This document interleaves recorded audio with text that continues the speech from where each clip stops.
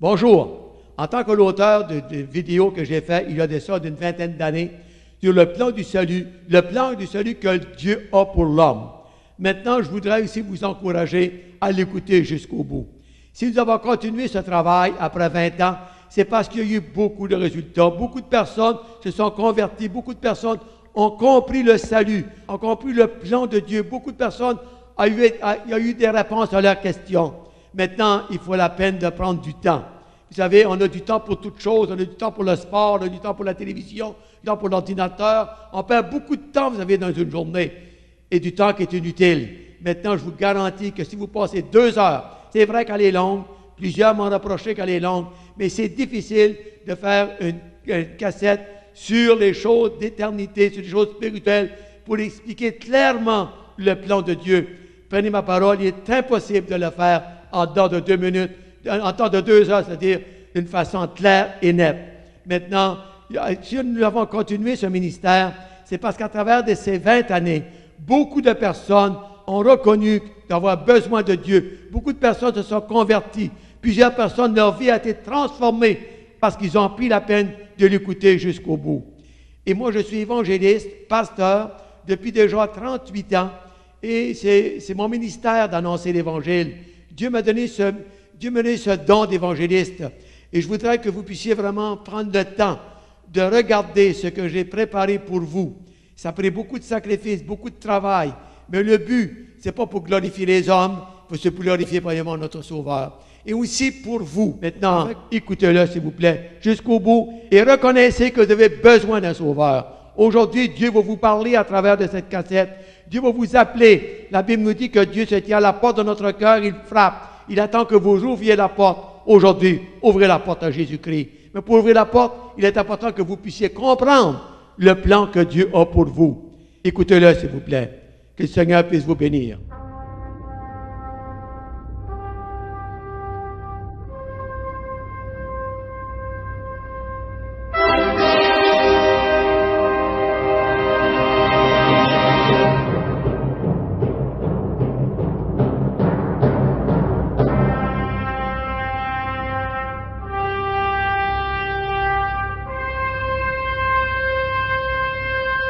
Bonjour, mon nom c'est Fernand Godin, je suis le pasteur de l'Église évangélique de Tursault.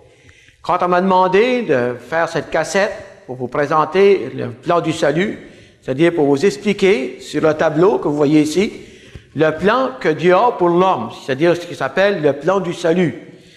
J'en suis sûr que vous êtes d'accord avec moi, qu'on a tous entendu parler de Jésus-Christ, on est tous d'accord que Jésus-Christ est venu dans ce monde, qu'il est mort à la croix, qu'il a pris sur lui nos péchés. Mais maintenant, cela ne veut pas dire qu'on comprend d'une façon très claire le plan complet que Dieu a pour vous et pour moi. Premièrement, je me suis converti au mois de janvier 1974, ça fait tout près de 20 ans, et depuis ces 20 années que je sers le Seigneur. J'ai appris à connaître la parole de Dieu et de lui faire confiance. Maintenant, avant de vous présenter le plan sur le tableau, je voudrais quand même vous parler un peu de la parole de Dieu. Parce que le livre que je tiens dans mes mains, c'est un livre qui est mal compris. C'est un livre où on a beaucoup de préjugés. Beaucoup vont penser, par exemple, que vous avez une Bible pour les catholiques, vous avez une Bible pour les témoins de Jéhovah, vous avez une Bible pour les protestants. Et on dit, par exemple, laquelle qui est la bonne? Maintenant, je vais vous dire ici qu'il n'y a qu'une seule Bible. Que ce soit la Bible catholique, que ce soit la Bible témoin de Jéhovah, que ce soit la Bible protestante, il n'y a qu'une seule Bible. Et la Bible, on l'appelle la parole de Dieu. C'est-à-dire que Dieu a parlé et les prophètes ont écrit ce que Dieu les a dit d'écrire. Ils n'ont pas écrit ce qu'ils ont pensé eux-mêmes, mais c'est ce que Dieu les a dit d'écrire. Maintenant, c'est bon de connaître un peu c'est quoi l'histoire de la Bible. La Bible, premièrement, elle est écrite par les hommes, mais inspirée de Dieu. La Bible nous dit que les hommes ont parlé de la part de Dieu. Il s'est poussé par le Saint-Esprit que les hommes ont parlé de la part de Dieu. Puis dans 2 Timothée, chapitre 3, verset 16, nous dit que toute écriture est inspirée de Dieu et utile pour enseigner, pour convaincre et aussi pour instruire. Maintenant, la parole de Dieu, est-ce qu'on peut lui faire confiance? Moi, avant de venir au Seigneur Jésus-Christ, j'étais peut-être comme vous. Je me posais la question, Je me disais, mais écoute, la Bible, ça écrit depuis des milliers d'années. Comment est-ce qu'on peut faire confiance à la Bible aujourd'hui, qui a été traduite, retraduite à travers de tous les âges? Comment est-ce que je peux faire confiance aujourd'hui à la Bible, après toutes ces années? Il y a peut-être qui vont vous dire cette histoire, c'est comme si on compte une histoire à quelqu'un, et que l'autre raconte un autre, l'autre raconte un autre. En dos au 15e, l'histoire a tout changé. Et moi, avant de venir au Seigneur, je pensais que la Bible, c'était un peu comme ça, qui était traduit de l'anglais au français, du français au chinois, et puis on a dit, à travers de tous les âges, il s'est certainement glissé beaucoup d'erreurs. Mais laissez-moi un peu vous conter un peu l'histoire de la Bible. La Bible, premièrement, est écrite, comme je disais tout à l'heure, par les hommes, par 44 hommes différents. Les prophètes de l'Ancien Testament, les apôtres dans le Nouveau Testament. Maintenant, elle a été écrite, la Bible que j'ai dans mes mains, ça a pris une période de 1600 ans pour écrire la Bible. Maintenant, comme je vous disais tout à l'heure, c'est 44 hommes différents qui ont écrit la Bible. Au commencement, la Bible était divisée par livres. Il y avait 66 livres qui étaient séparés. Et on a mis ces 66 livres-là dans un seul livre qu'on appelle la Bible. Maintenant, je vais vous dire un peu comment est-ce que la Bible a été traduite. La Bible que je tiens dans mes mains, la parole de Dieu nous dit dedans, premièrement, qu'elle a été traduite par Louis II. Et les premières pages qu'on voit, on lit que c'est traduit sur les textes originaux. Maintenant, pour traduire une Bible, du grec et de l'hébreu en français, premièrement, ils ont pris les textes originaux. Et comment est-ce qu'ils l'ont fait? C'est pas un seul homme qui l'a fait. C'est une équipe de 70 hommes pour traduire la Bible en n'importe quelle langue. Ça a pris une équipe de 70 personnes qui connaissaient très bien l'hébreu et le grec. Et ces 70 personnes ont traduit la Bible, ont traduit un chapitre de la Bible, par exemple. Ils ont comparé après leur traduction. Et il fallait qu'ils arrivent exactement à la même chose. S'il y avait juste eu un seul homme qui aurait traduit la Bible, il aurait certainement glissé des erreurs. Mais 70 personnes qui le font en même temps, traduisent les mêmes chapitres et ensuite comparent leur traduction. Et c'est impossible que 70 personnes arrivent à faire la même erreur à la même place. C'est tout simplement pour vous dire le sérieux de la parole de Dieu. Maintenant, on peut lui faire entièrement confiance parce que c'est la parole de Dieu. Et si vous avez une Bible de 3, 4 ou 500 ans, ou si loin vous pouvez y aller, vous pouvez vérifier dedans avec la dernière traduction que vous allez trouver. Vous allez trouver exactement la même chose. Vous avez une Bible catholique chez vous, faites-lui confiance. Vous avez une Bible témoin de Jéhovah, faites-lui confiance. On peut faire confiance à la parole de Dieu puisqu'il y a une seule Bible et elle s'appelle la parole de Dieu. Maintenant, puisque je vous ai présenté un peu c'est quoi l'histoire de la Bible, ça va me faire plaisir maintenant de vous présenter ce qu'on appelle le plan du salut. Et tout ce que je vais vous dire cet après-midi sur cette cassette va venir de la Bible. Il n'y a rien qui va venir de moi-même. Et je n'interpréterai pas la Bible dans le sens de changer les paroles qui sont écrites. Je vais tout simplement la lire et vous expliquer un peu ce qu'on a lu. Maintenant, la Bible, que je tiens dans mes mains, nous parle de Dieu. C'est le message de Dieu pour l'homme. C'est impossible de connaître Dieu si on ne connaît pas la parole de Dieu. Maintenant, Dieu, la Bible nous dit qu'il est éternel, il n'y a pas de commencement, puis il n'y a pas de fin. Tout ce qu'on voit, le ciel, la terre, les grandes choses comme les petites, ont été créées. Il y a eu un commencement. Tout ce que nos yeux voient a eu un commencement. Les anges que Dieu a créés, la Bible nous dit qu'il y a eu un commencement, mais les anges sont éternels, c'est-à-dire qu'ils n'auront jamais de fin. L'homme est aussi éternel. C'est-à-dire qu'on va mourir, on a tous la mort, on sait que chacun de nous, on est tous en route vers le cimetière. Mais n'oubliez pas une chose, c'est que l'esprit que Dieu a donné à l'homme, elle est éternelle. Et c'est ça que Jésus veut sauver. Il ne veut pas sauver votre corps, mais il veut sauver votre esprit, votre âme. Et à la mort, l'esprit et l'âme vont à Dieu. Et si on n'est pas sauvé, on est perdu pour l'éternité. Maintenant, je voudrais que vous suiviez avec moi. Et si vous avez un crayon, prenez des notes. Prenez les versets que je vais vous donner. On écrit. Et après, vérifiez dans la parole de Dieu pour voir ce que je vous ai dit est exact. C'est de cette façon que vous devez lire la Bible. Vous devez lire la Bible, vous devez vérifier par après ce qu'on vous dit est exact. Comme tout à l'heure, Dieu, il est éternel, il n'a pas de commencement, il n'a pas de fin. Donc, au commencement, il était seul. Maintenant, je vais aller sur le tableau pour vous montrer, tout en vous faisant un dessin, je vais vous montrer maintenant, on va placer Dieu ici. Donc, on va dire que Dieu, maintenant, Dieu, il est éternel. Si on est tous d'accord avec ça, il n'y a pas de commencement, il n'y a pas de fin. Demandez-moi pas de vous expliquer ça, je ne suis pas capable. Mais je le crois. Les anges, la Bible nous dit que Dieu a créé les anges. Dieu a créé les anges pour que les anges soient au service de Dieu. On voit par exemple que l'ange Gabriel, qui était le messager de Dieu, c'est lui qui a été vers Marie pour annoncer à Marie qu'elle deviendra enceinte et qu'elle aurait un fils qu'elle appellerait Jésus. On a aussi l'ange Michael, qui est le chef des armées de Dieu. Donc, tous ces anges sont au service de Dieu. Maintenant, la Bible nous dit que Dieu a créé les anges, mais que Dieu a créé un ange qui était supérieur à tous les anges de Dieu. C'est-à-dire qu'il était, la Bible nous parle comme un astre brillant. Cet ange était très puissant. Il était le chef de tous les anges de Dieu. Cet ange, il s'appelait Lucifer. Vous allez peut-être sauter en disant, mais c'est le diable. Oui, mais je veux que vous compreniez une chose ici. Beaucoup de gens vont dire, par exemple, si Dieu est bon, pourquoi qu'il a créé Satan? Maintenant, je vais vous éclairer là-dessus. Dieu n'a jamais créé Satan. La Bible nous dit que tout ce que Dieu a créé était parfait et beau. Mais quand Dieu a créé Lucifer, il a créé un ange parfait, beau. Il était le plus beau des anges et le plus puissant des anges. Mais tout ce que Dieu a créé, Dieu a donné la liberté de choix. Et je veux que vous gardiez en mémoire aujourd'hui ces deux choses, liberté et choix. Parce qu'à travers de tout le plan que vous allez voir sur le tableau aujourd'hui, vous allez voir que ces deux choses-là vont revenir. Maintenant, puisqu'il avait donné la liberté de choix, Lucifer, qui était un ange parfait, a choisi de se rebeller contre Dieu. C'est-à-dire qu'il a voulu avoir la place de Dieu. Et il a voulu s'asseoir sur le trône de Dieu. Et c'est à ce moment-là que Lucifer a tombé. C'est à ce moment-là qu'il est devenu Satan.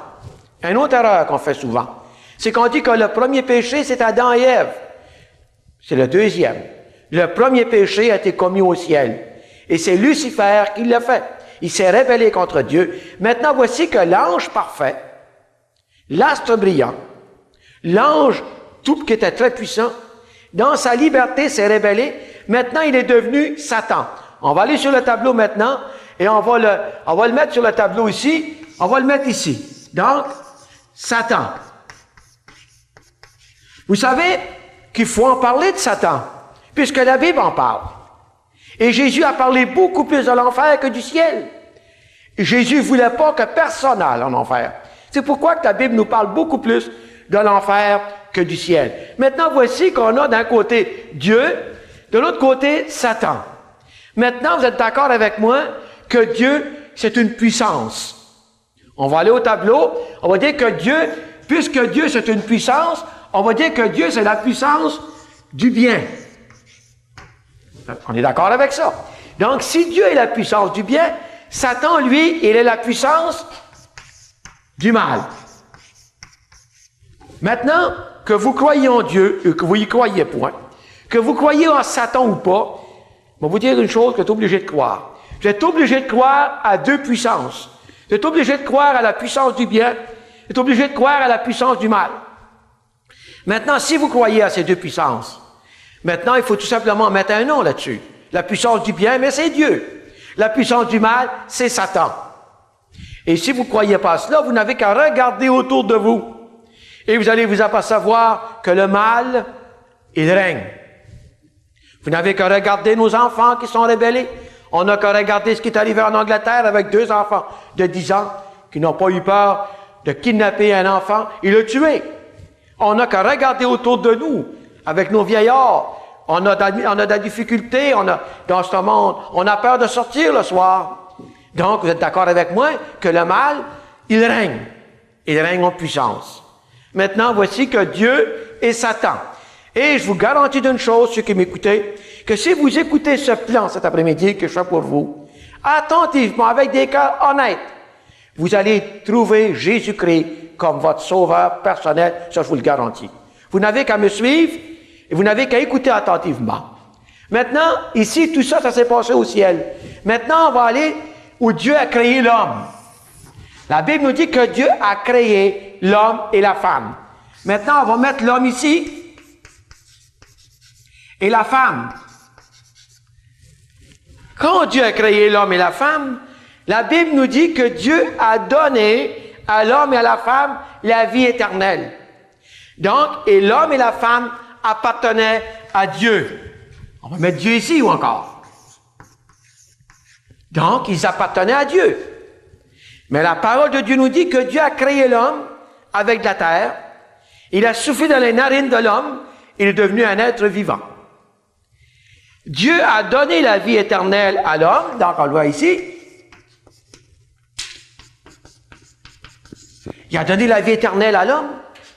Dieu n'a pas créé l'homme pour que l'homme meure. C'était pas dans le plan de Dieu. Dieu voulait que l'homme vive éternellement heureux dans un paradis terrestre, dans le jardin d'Éden. Mais quand Dieu a créé l'homme, je vous ai dit tout à l'heure que Dieu donne la liberté de choix. Mais quand Dieu a créé l'homme, Dieu n'a pas demandé à Adam et Ève s'ils voulaient avoir la vie éternelle. Dieu lui a donné la vie éternelle, sans lui demander s'il la voulait.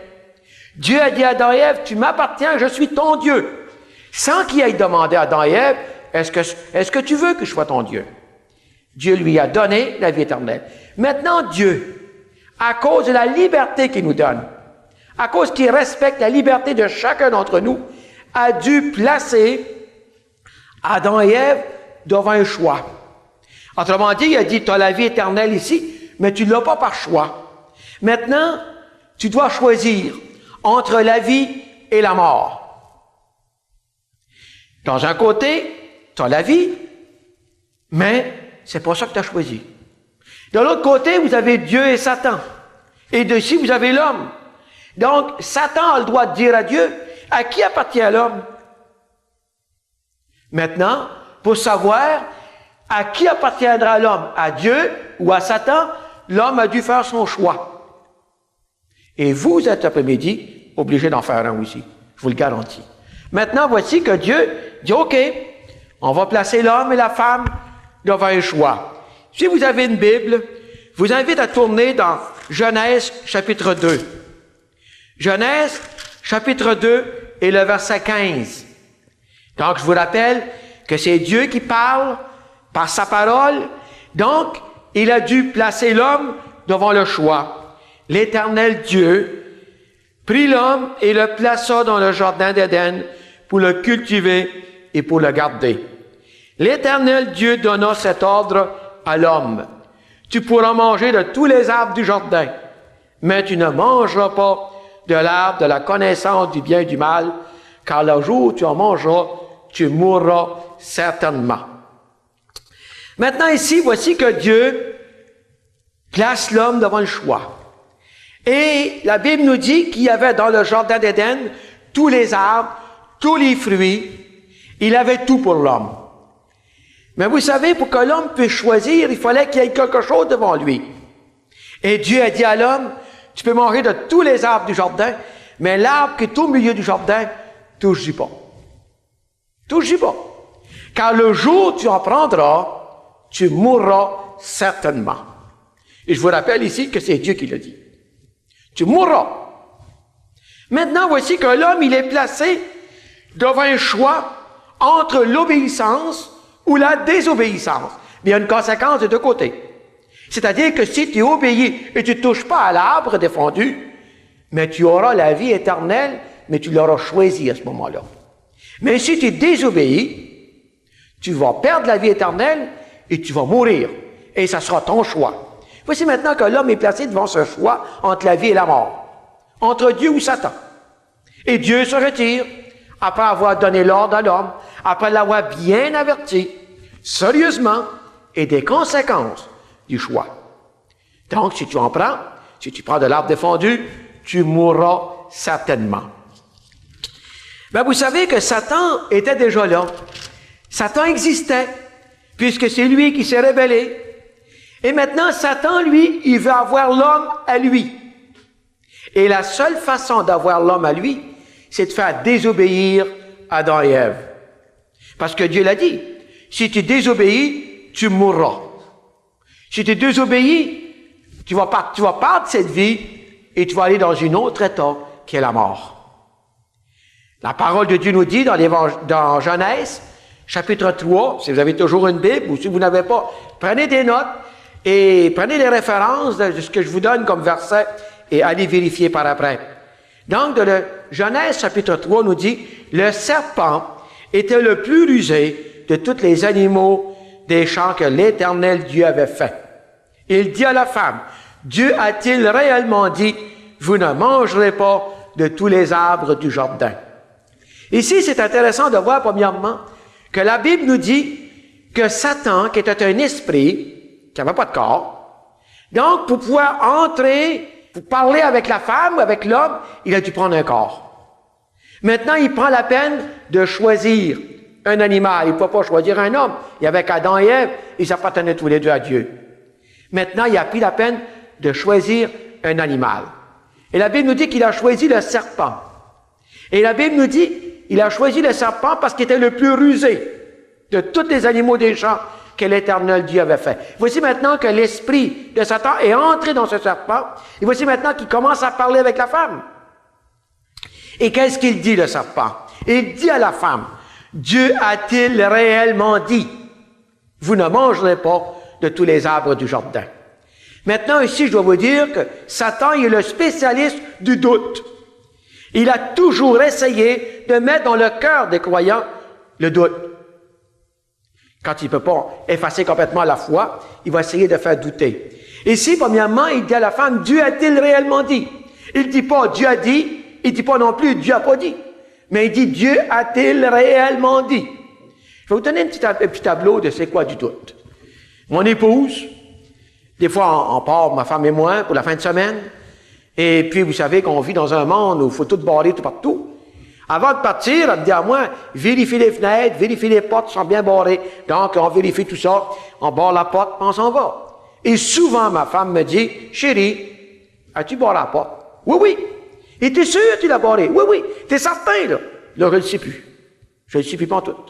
Là, je suis obligé de revenir pour aller vérifier la porte, si vraiment elle est barrée. Qu'est-ce qui est arrivé? C'est qu'elle a semé dans mon cœur le doute. Et le doute, on vient qu'on ne sait plus si vraiment elle l'a dit ou si vraiment il ne l'a pas dit. Et c'est ça que Satan essayait de faire avec elle. Il essayait de la faire douter. Dieu a-t-il réellement dit? As-tu vraiment barré la porte? Es-tu sûr de cela? Et la femme répond. Regardez que sa femme répond. La femme répondit au serpent, nous mangeons du fruit des arbres du jardin. Mais quant au fruit qui est au milieu du jardin, Dieu a dit, vous n'en mangerez point et vous ne toucherez point de peur que vous mouriez. Donc, elle a très bien compris. Elle avait très bien compris ce que Dieu avait dit, ce que l'Éternel lui avait donné comme ordre. Parce que si tu en prends, la conséquence de ta désobéissance, c'est la mort. Maintenant, Satan n'a pas arrêté là. Il a continué à tenter la femme. Et regardez ce qu'il dit. Alors le serpent dit à la femme, vous ne mourrez point. Mais Dieu sait que le jour où vous en mangerez, vos yeux s'ouvriront et que vous serez comme Dieu, connaissant le bien et le mal. La Bible nous dit que Satan, dans l'évangile de Jean, chapitre 8, verset 44, nous dit que le diable, il est menteur et le père du mensonge. Il n'est pas capable de dire la vérité. Il est menteur. Et qu'est-ce qu'il dit ici? Alors le serpent de la femme, vous ne mourrez point. Ben non, tu ne mourras pas. C'est Dieu qui t'a dit ça, mais c'est pas vrai, tu ne mourras pas. Ben moi, je te dis, là, que si tu touches à l'arbre, si tu en prends de l'arbre défendu, moi, je te dis une chose, tu vas être comme Dieu. Aimerais-tu ça être comme Dieu? Oh oui, j'aimerais ça. Alors, tu n'as qu'à prendre de fruits. Mais Dieu, tu sais, c'est justement, il ne voulait pas que tu touches aux fruits, parce qu'il ne voulait pas que tu sois comme lui. Et vous savez, ça, c'est le rêve de tout le monde. On veut tous être comme Dieu. On a fait toutes sortes de dieux sur la terre aujourd'hui. Vous n'avez qu'à regarder Elvis Presley. On a fait un dieu avec. On fait des dieux avec nos chefs politiques. On fait toutes sortes de dieux. Mao était un dieu pour beaucoup de monde. Et dans nos religions, on a fait toutes sortes de dieux. On voudrait être des dieux. Et il m'a dit que la femme, maintenant, la tentation était grande. Maintenant, qu'est-ce qu'il dit? La femme vit que l'arbre était bon à manger et agréable à la vue. Et il était précieux pour ouvrir l'intelligence. Elle prit de son fruit et en mangea. Elle en donna aussi à son mari qui était auprès d'elle et il en mangea. Voici maintenant, si on retourne au tableau, vous allez voir maintenant que Dieu a dit à la femme que si tu t'en prenais, Adam et Ève, à l'homme et la femme, la conséquence de cette désobéissance était la mort. Tu mourras certainement, dit Dieu. Maintenant, voici que Dieu, 3 fois juste, Dieu qui doit maintenant faire ce qu'il a dit. Maintenant, qu'est-ce qu'Adam et Ève ont perdu? Premièrement, ils ont perdu la vie éternelle. La première chose, ils ont perdu la vie éternelle. Ils ont perdu le paradis terrestre, le jardin d'Éden dans lequel ils étaient. Ils ont parti de la vie, puis ils sont venus ici. Ici, mes amis, c'est la mort, la Bible nous dit. La mort. Donc, ils ont parti d'un état pour aller dans un autre état. Ils étaient ici dans un état de vie éternelle. Voici maintenant qu'ils sont dans un état de mort. Et vous allez peut-être rester surpris ici, là. Mais je dois vous dire la vérité. Je dois vous la dire parce que je vais rendre compte à Dieu si je vous le dis pas. C'est qu'à partir de ce jour-là, vous et moi, nous n'appartenons plus à Dieu, mais nous appartenons à Satan. Vous n'êtes peut-être pas d'accord avec moi, mais c'est la vérité, je vais vous le prouver dans la parole de Dieu. Donc, à partir de ce jour-là, l'homme appartient à Satan. Et entre Dieu et l'homme, maintenant, il a une barrière. Il y a un mur qui sépare l'homme, qui sépare Dieu d'avec l'homme. Maintenant, l'homme, il n'est plus ici, là. Maintenant, on est ici. Et on appartient à Satan. Le choix était fait. Le choix de Ève puis d'Adam était de choisir entre Dieu ou Satan. Elle a choisi la désobéissance. La conséquence, c'est que l'homme a été donné à Satan.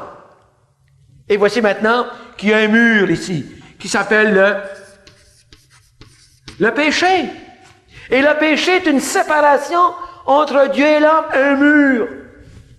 Et la Bible nous dit que Dieu ne peut pas nous entendre et que nous ne pouvons pas atteindre Dieu par nos propres moyens. On va le voir tout à l'heure, qu'est-ce qu'il faut faire. Maintenant, vous avez dit tout à l'heure que vous et moi, nous appartenons à Satan à cause de la désobéissance de Adam et de Ève. Maintenant, je vais vous le prouver. On va regarder maintenant dans Ésaïe 59. Le prophète Ésaïe, toujours dans l'Ancien Testament, au chapitre 59, je vais lire pour vous ces versets. La Bible nous dit, « Non, la main de l'Éternel n'est pas trop courte pour sauver, ni son oreille trop dure pour entendre. Mais ce sont vos crimes qui mettent une séparation entre Dieu et vous. Ce sont vos péchés qui vous cachent sa face et l'empêchent de vous écouter. » Et ça, mes amis, c'est pas moi qui dis ça, c'est Dieu. Donc, Dieu nous dit par sa parole, par la bouche du prophète Ésaïe, que ce sont nos crimes qui mettent une séparation entre Dieu et nous. Ce sont nos péchés qui nous cachent sa face et l'empêchent de nous écouter. Voici maintenant, d'une façon très claire, la parole de Dieu nous montre très clairement que l'homme, il est séparé de Dieu. Et c'est le péché qui sépare. Puisque Dieu, il est 3 fois saint, mes amis. 3 fois saint. Et moi, je suis pécheur. Et parce que je suis pécheur, Dieu ne peut pas avoir de communion avec moi. Parce que je suis dans mes péchés. Et j'appartiens à cause d'Adam à Satan. Maintenant, et je suis mort. Et quand vous êtes né, tout homme qui naît, on vient au monde mort devant Dieu. C'est-à-dire qu'il y a dans la Bible 2 morts. Il y a une mort qu'on connaît très bien, celle qu'on voit au cimetière. Dans tous les villages qu'on peut aller, il y a une église, puis un cimetière. Parce qu'on est tous en route vers le cimetière. Ça, cette mort-là, on la connaît. Mais il y a une mort qu'on connaît moins. C'est la mort spirituelle, c'est d'être séparé de Dieu. Puis la mort spirituelle, c'est le péché. Vous savez, on peut être vraiment dit vivant, puis être mort. Ici, on est, et c'est ce qui est arrivé avec l'homme. À cause de nos péchés, nous sommes morts. C'est-à-dire séparés de Dieu, on n'a plus de communion avec Dieu. Maintenant, je vais vous prouver, d'une façon très claire, dans la Bible, que nous appartenons à Satan. Et qu'on le veuille ou pas, c'est comme cela. Si on regarde dans la parole de Dieu dans Luc chapitre 4, on va voir d'une façon très claire qu'est-ce qui c'est que la parole de Dieu nous dit. Jésus, verset 1, Luc, chapitre 4, verset 1, Jésus, rempli du Saint-Esprit, revint du Jourdain, et il fut conduit par l'Esprit dans le désert, où il fut tenté par le diable pendant 40 jours. Il ne mangea rien durant ce jour-là, et après qu'il fut écoulé, il eut faim. Le diable lui dit, « Si tu es le Fils de Dieu, ordonne à cette pierre que devienne du pain. » Jésus répondit, « Il est écrit, l'homme ne vivra pas de pain seulement. » Écoutez maintenant le verset ici, qui suit le verset 5. Le diable, l'ayant élevé, lui montra un instant tous les royaumes de la terre, et lui dit, « Je te donnerai toute cette puissance et la gloire de ces royaumes, car elle m'a été donnée, et je la donne à qui je veux. Si donc tu m'adores, il sera tout à toi. » Et Jésus lui répondit, « Il est écrit, tu adoreras le Seigneur ton Dieu, et tu le serviras lui seul. » Maintenant, ici, la parole de Dieu nous dit que Jésus, il a été tenté dans le désert, et voici que Satan monte Jésus sur une haute montagne, et lui montre tous les royaumes de la terre. Regardez ce qu'il dit. Le diable, l'ayant élevé, lui montra un instant tous les royaumes de la terre. Maintenant, les royaumes de la terre, ici, c'est pas les montagnes, puis les arbres, puis les roches. C'est le monde, c'est vous et moi. Il montre à Jésus tous les royaumes de la terre. Et qu'est-ce qu'il dit à Jésus? Il lui dit, « Je te donnerai toute cette puissance et la gloire de ces royaumes, car elle m'a été donnée et je la donne à qui je veux. » Qu'est-ce que Satan dit? Premièrement, il dit que tous les royaumes de la terre lui appartiennent. Ça m'a été donné, dit Satan. Quand est-ce a été donné? Ici. Quand l'homme a désobéi, le monde a été donné à Satan. Et Satan dit vrai ici. Pour une fois, il dit vrai. Il dit à Jésus, ça m'a été donné, ça m'appartient. Donc, si tu veux m'adorer, je te donne. Donc, si le monde avait appartenu à Dieu, Jésus aurait dit à Satan, tu as menti. C'est pas vrai ce que tu dis. Qu'est-ce que Jésus dit? Jésus répond, tu adoreras le Seigneur ton Dieu et tu le serviras lui seul. Donc, la Bible ici me dit clairement que tous les royaumes de la terre appartiennent à Satan et nous faisons partie de ces royaumes, vous et moi, et puis que tout cela lui appartient. Maintenant, si vous mourrez ici, vous allez là. C'est clair, net et précis. Et si vous mourrez ici, vous allez là. Il y a deux places, la Bible nous dit. Il y a le ciel ou l'enfer. On est avec Dieu ou on est sans Dieu. C'est pourquoi que j'ai fait cette cassette. C'est pourquoi que j'ai pris la peine de faire cette cassette. Et le seul but de cette cassette, c'est que vous veniez à la connaissance parfaite de Jésus-Christ pour vous convertir au Seigneur et non pas une religion. Maintenant, on voit d'une façon très claire que les royaumes de la terre lui appartiennent. Maintenant, on va voir où est-ce que Jésus lui l'a dit maintenant. Dans l'Évangile de Jean, chapitre 8, on va voir maintenant ce que Jésus dit. Et c'est important de voir que c'est les paroles de Jésus. Maintenant, Jésus pouvait dire aux Juifs de son temps, quand il était sur la terre, je vous rappelle ici que Jésus parle à des Juifs religieux, à des pharisiens, à des gens qui enseignaient la loi de Moïse. Il ne parlait pas des criminels, il parlait à des religieux. Et qu'est-ce qu'il leur dit? Et maintenant, il dit, maintenant, à partir du verset 40 du chapitre 8 de l'Évangile de Jean, il dit, maintenant, vous cherchez à me faire mourir, moi qui vous ai dit la vérité que j'ai entendue de Dieu. Cela, Balaam ne l'a point fait. Regardez ce que Jésus dit. Vous faites les œuvres de votre Père. Et lui dire, nous ne sommes pas des enfants illégitimes. Nous avons un seul Père, c'est Dieu. Regardez ce que les Juifs disent.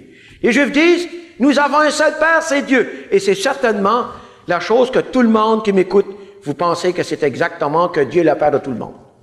Je vais vous montrer maintenant que c'est pas tout à fait cela. Et regardez ce que Jésus répond. Donc les Juifs disent, notre Père, c'est Dieu.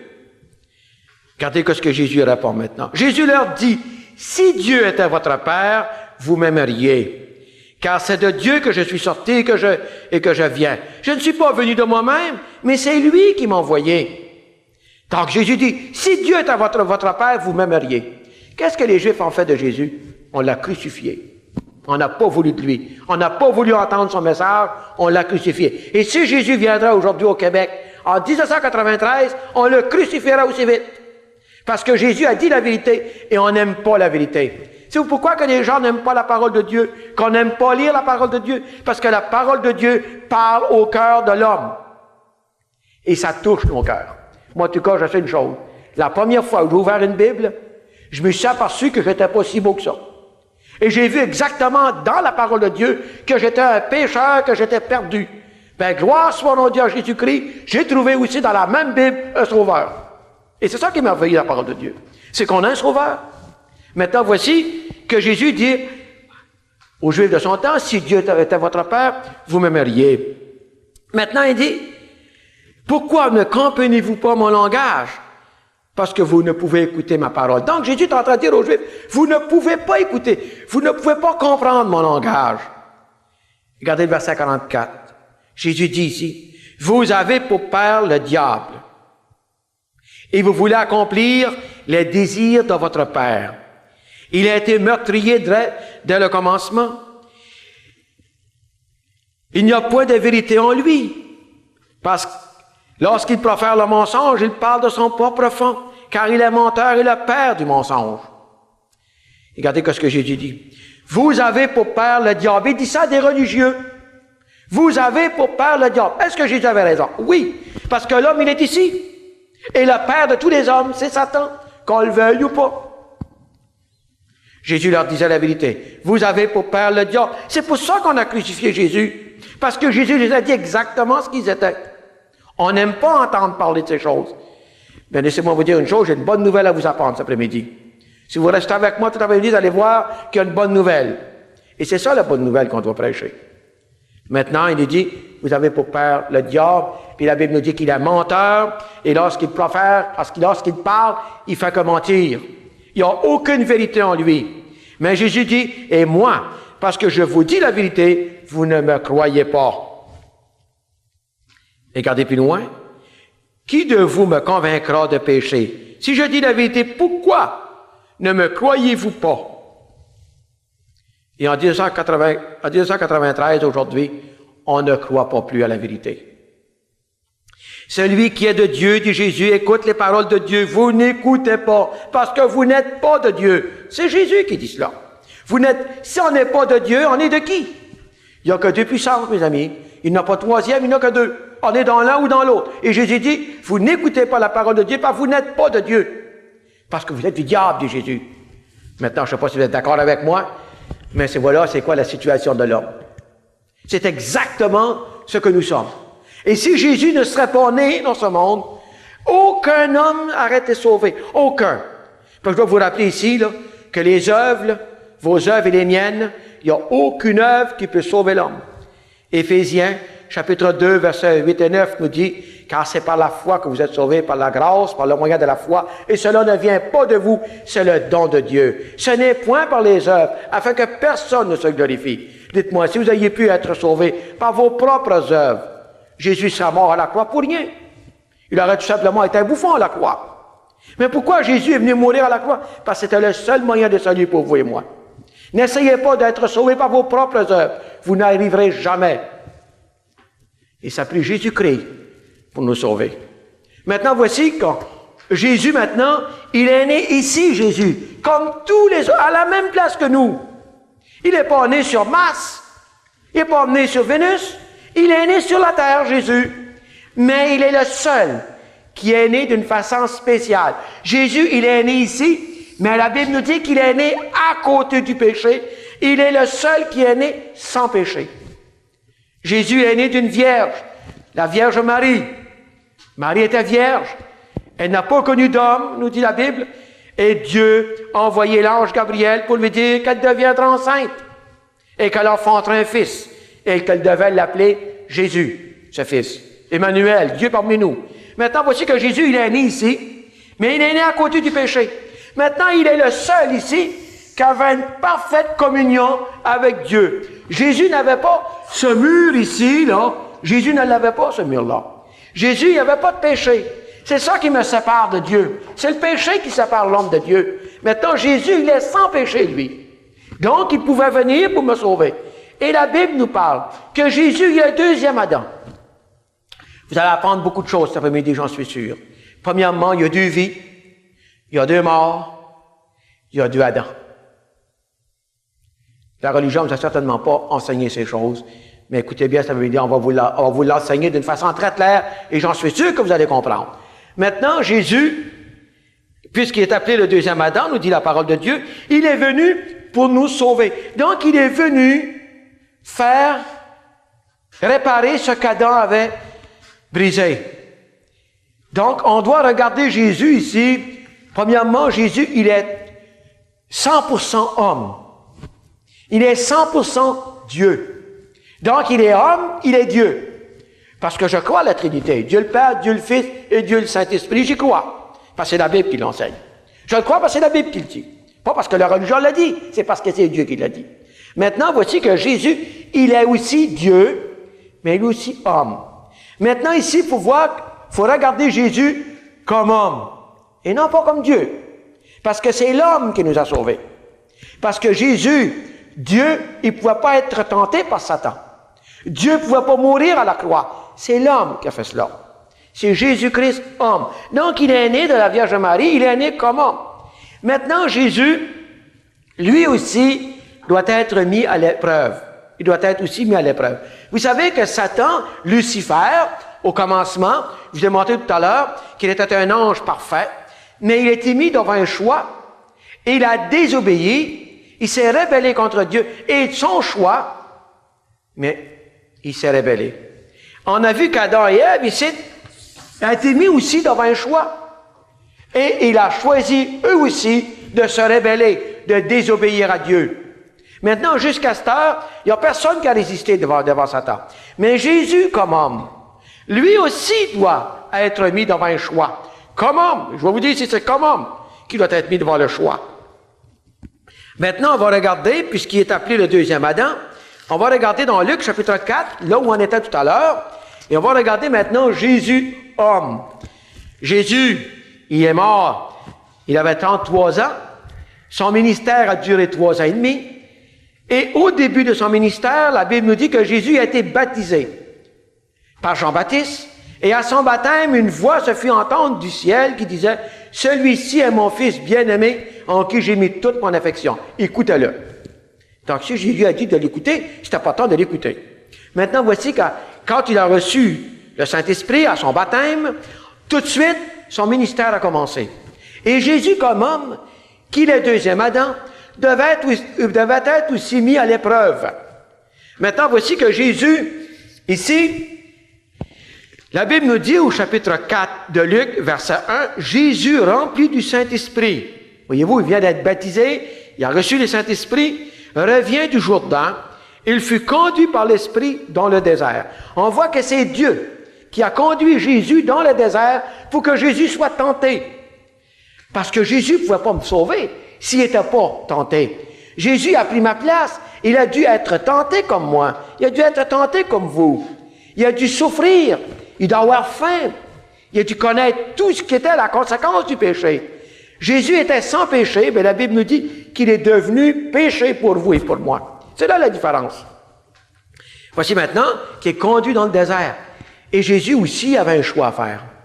La Bible nous dit où il fut tenté par le diable pendant 40 jours. Il ne mangea rien durant ces jours-là, et après qu'il fut écoulé, il eut faim. Maintenant, le choix de Jésus, Dieu avait envoyé Jésus dans le désert, et Jésus devait jeûner. Jésus ne devait pas manger. C'est ça que Dieu lui avait demandé, de jeûner. Satan le sait. Maintenant, si on regarde Adam, Jésus et Adam, vous allez vous apercevoir que les tentations sont les mêmes. Qu'est-ce que Ève a fait? Ève, elle a mangé du fruit défendu. Donc, Satan a fait manger Ève. Qu'est-ce que Satan va essayer de faire avec Jésus?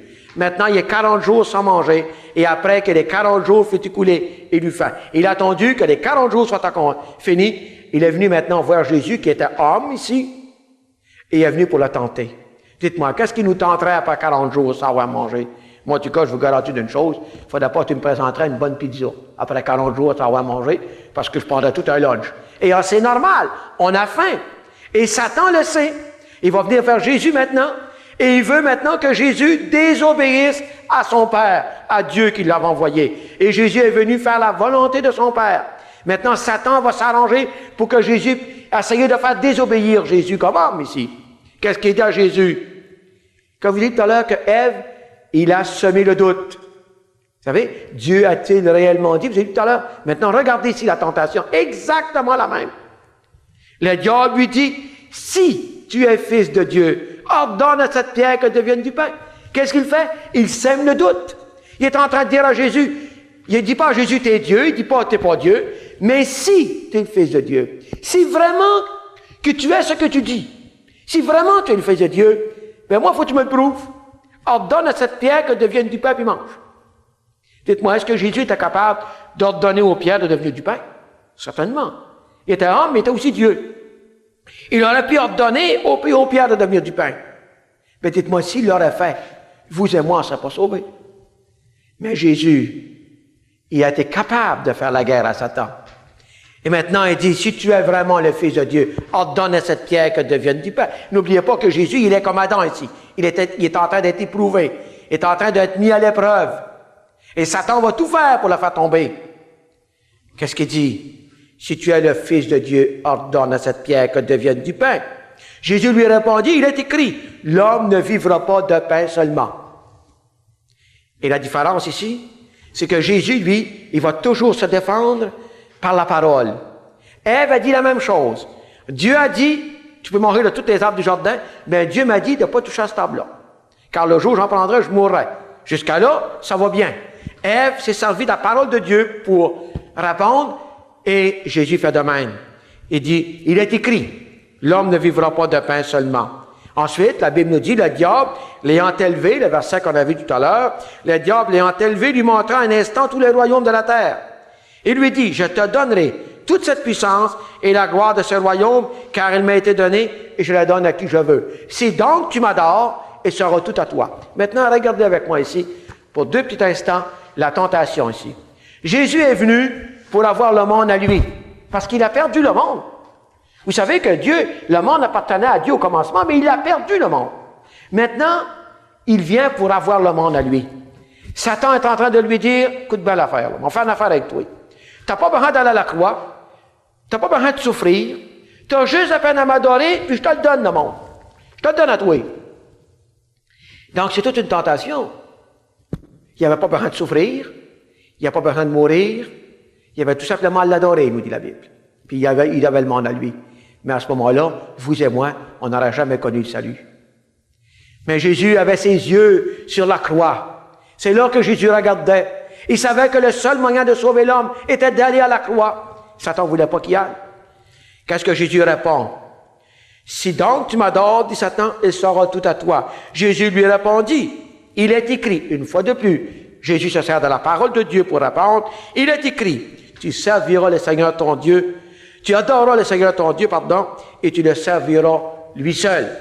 Maintenant, Satan peut arrêter là. Il continue maintenant.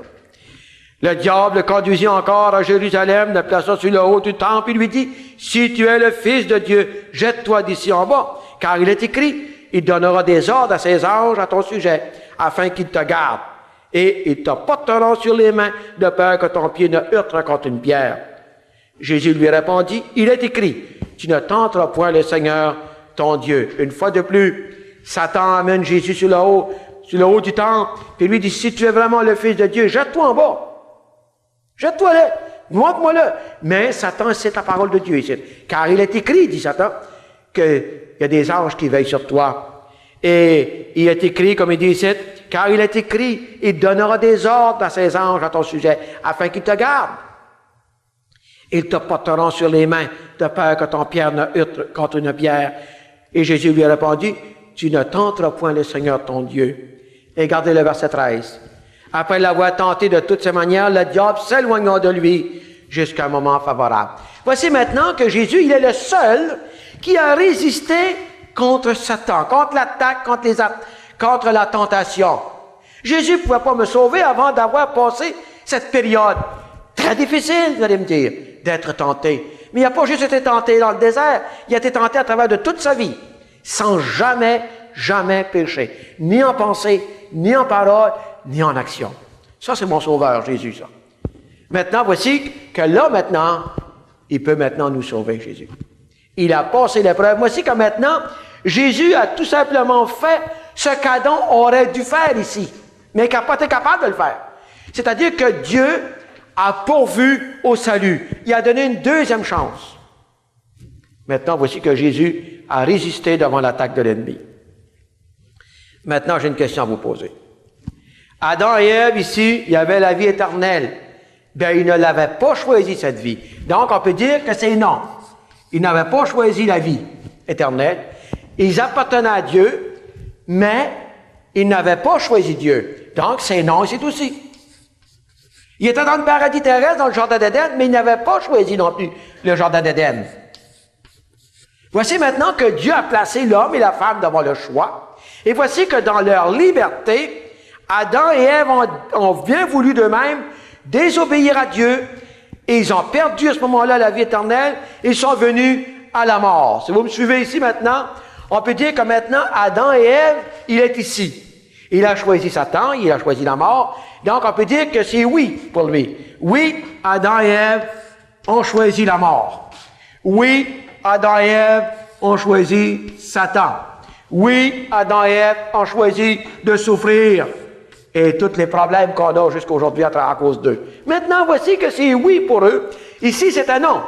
Mais voici maintenant que pour Adam et Ève, c'est oui ici. C'est leur liberté. Pour eux, ils l'ont fait dans leur liberté. Maintenant, j'ai une chose à vous dire. Vous et moi, nous sommes ici. Mais moi et vous, on n'a pas choisi de venir ici. On est ici à cause d'Adam. Pas à cause de moi, à cause d'Adam.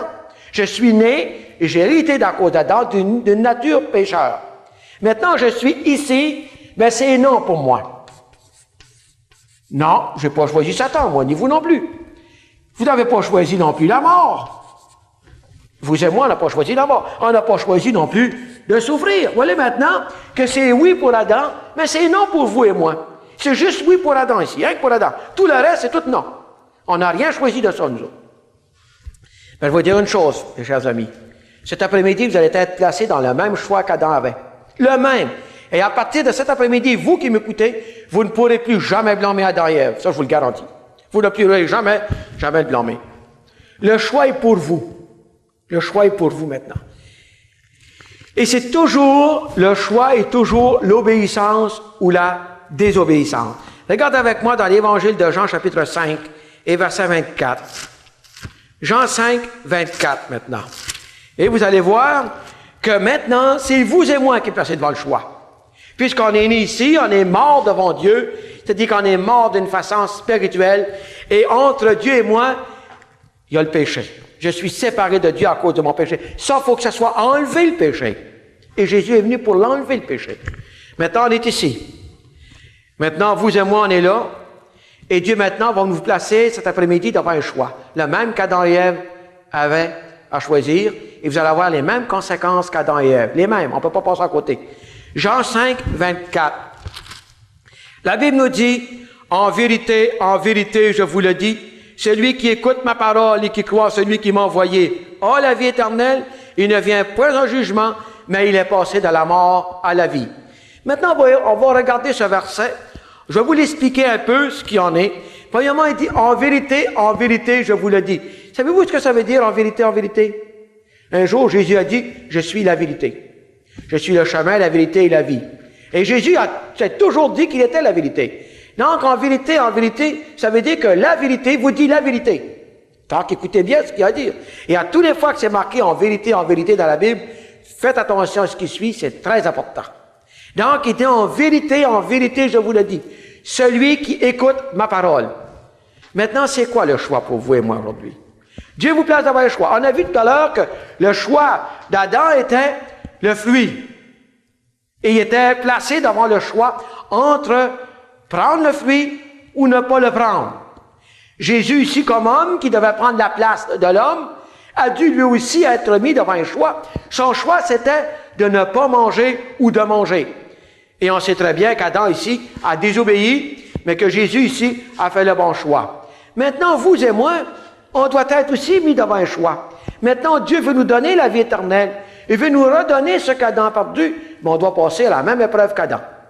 La même chose. Pourquoi qu'il dit, en vérité, je vous le dis, celui qui écoute ma parole. Maintenant, le mot écouter, ici, on pourrait dire aussi obéir. Parce que lorsqu'on dit qu'un enfant, par exemple, un enfant qui écoute, on dit c'est un enfant qui obéit. Moi, en tout cas, j'ai toujours dit à mes enfants t'écoutes jamais quand je te parle. Quand on dit à nos enfants, t'écoutes jamais quand je te parle, ça veut dire tu n'obéis jamais quand je te parle. Donc, le mot écouter veut dire obéir. On pourrait dire, en vérité, je vous le dis, celui qui obéit à ma parole. Mais c'est marqué écouter, bon, ça veut dire aussi la même chose, obéir. Maintenant, il nous dit ici, le choix pour vous et moi, c'est d'obéir à la parole. Maintenant, c'est plus le fruit défendu, c'est pas l'arbre au milieu du jardin dans lequel on doit choisir, mais vous et moi, vous devez choisir entre l'obéissance de la parole ou la désobéissance de la parole. C'est plus l'arbre, mais c'est le livre que j'ai dans mes mains maintenant. Et Dieu nous dit que ce livre, il va juger tout homme, vous et moi. La parole de Dieu nous dit, celui qui rejette ce livre, rejette la parole, il va être jugé. Maintenant, le choix pour vous, c'est la parole. C'est ce que la Bible nous dit. En vérité, je vous le dis, celui qui écoute ma parole et qui croit en celui qui m'a envoyé a la vie éternelle. Et je veux faire remarquer ici qu'il ne dit pas qu'il aura la vie éternelle, mais il l'a. Est-ce que c'est possible de avoir la vie éternelle aujourd'hui? Oui, mes amis. Dieu veut vous redonner cette vie. La vie qu'Adam a perdue, Dieu veut nous la redonner à cause de Jésus-Christ. Puisque Jésus-Christ a accompli notre salut, maintenant c'est possible de revoir cette vie. C'est ce que Dieu dit. Écoutez bien, je vais répéter le verset. En vérité, je vous le dis, celui qui écoute ma parole, celui qui obéit à ma parole et qui croit à celui qui m'a envoyé, Jésus dit qu'il a tout de suite la vie éternelle. Quand est-ce qu'il l'a? Au moment qu'il obéit. Il a la vie éternelle. Dites-moi, mes amis, vous n'aimeriez pas ça avoir la vie éternelle? Vous n'aimeriez pas ça avoir l'assurance de votre salut? Que si vous mourrez aujourd'hui, vous avez cette assurance de la Dieu? Moi, en tout cas, je l'ai, cette assurance. J'ai aucune crainte de la mort. Absolument pas. Je sais, comme dit l'apôtre Paul, en qui j'ai cru. Et si je ne croirais pas ça de tout mon cœur, j'aurais certainement pas fait cette cassette. Ça, je vous le garantis. Je la fais, cette cassette, parce que je suis sûr, convaincu, que c'est la vérité de Dieu. Et c'est parce que je vous aime. Maintenant, il lui dit, en vérité, je vous le dis. Celui qui écoute, celui qui obéit à ma parole, a la vie éternelle. Il l'a tout de suite. Maintenant, dans ce verset, il y a 3 grandes promesses. Premièrement, il nous dit qu'il a la vie éternelle. Je vais commencer le verset, je vais aller un peu plus loin maintenant. Écoutez bien avec moi. En vérité, je vous le dis. Celui qui écoute ma parole, celui qui obéit à ma parole et qui croit à celui qui m'a envoyé, a la vie éternelle, la première promesse. Deuxième, et il ne vient point au jugement. La Bible nous garantit ici que celui qui écoute la parole, celui qui obéit à la parole, celui qui met sa confiance dans la parole de Dieu, et lui donne tout de suite la vie éternelle. Et la deuxième promesse, mes amis, c'est que vous ne serez pas jugés. Oh, moi, je me rappelle très bien quand j'étais enfant, il y a 2 choses que j'ai toujours eu peur quand j'étais jeune. J'ai toujours eu peur de la mort parce que je savais que c'était vrai. Je savais que la mort, n'importe quel temps, ça pouvait arriver. J'avais peur de la mort, mais j'avais peur aussi du jugement.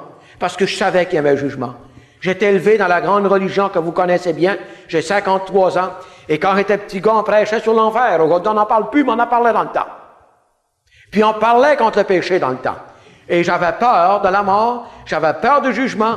Parce que je savais que si je mourais, que je passerais devant un grand trône blanc, devant le jugement de Dieu. Maintenant, la même parole me donne cette assurance aujourd'hui. Que si j'écoute la parole de Dieu et que je mets ma confiance en lui, que je ne passerai pas par le jugement de Dieu, mais que je suis parfaitement sauvé. Deuxième promesse.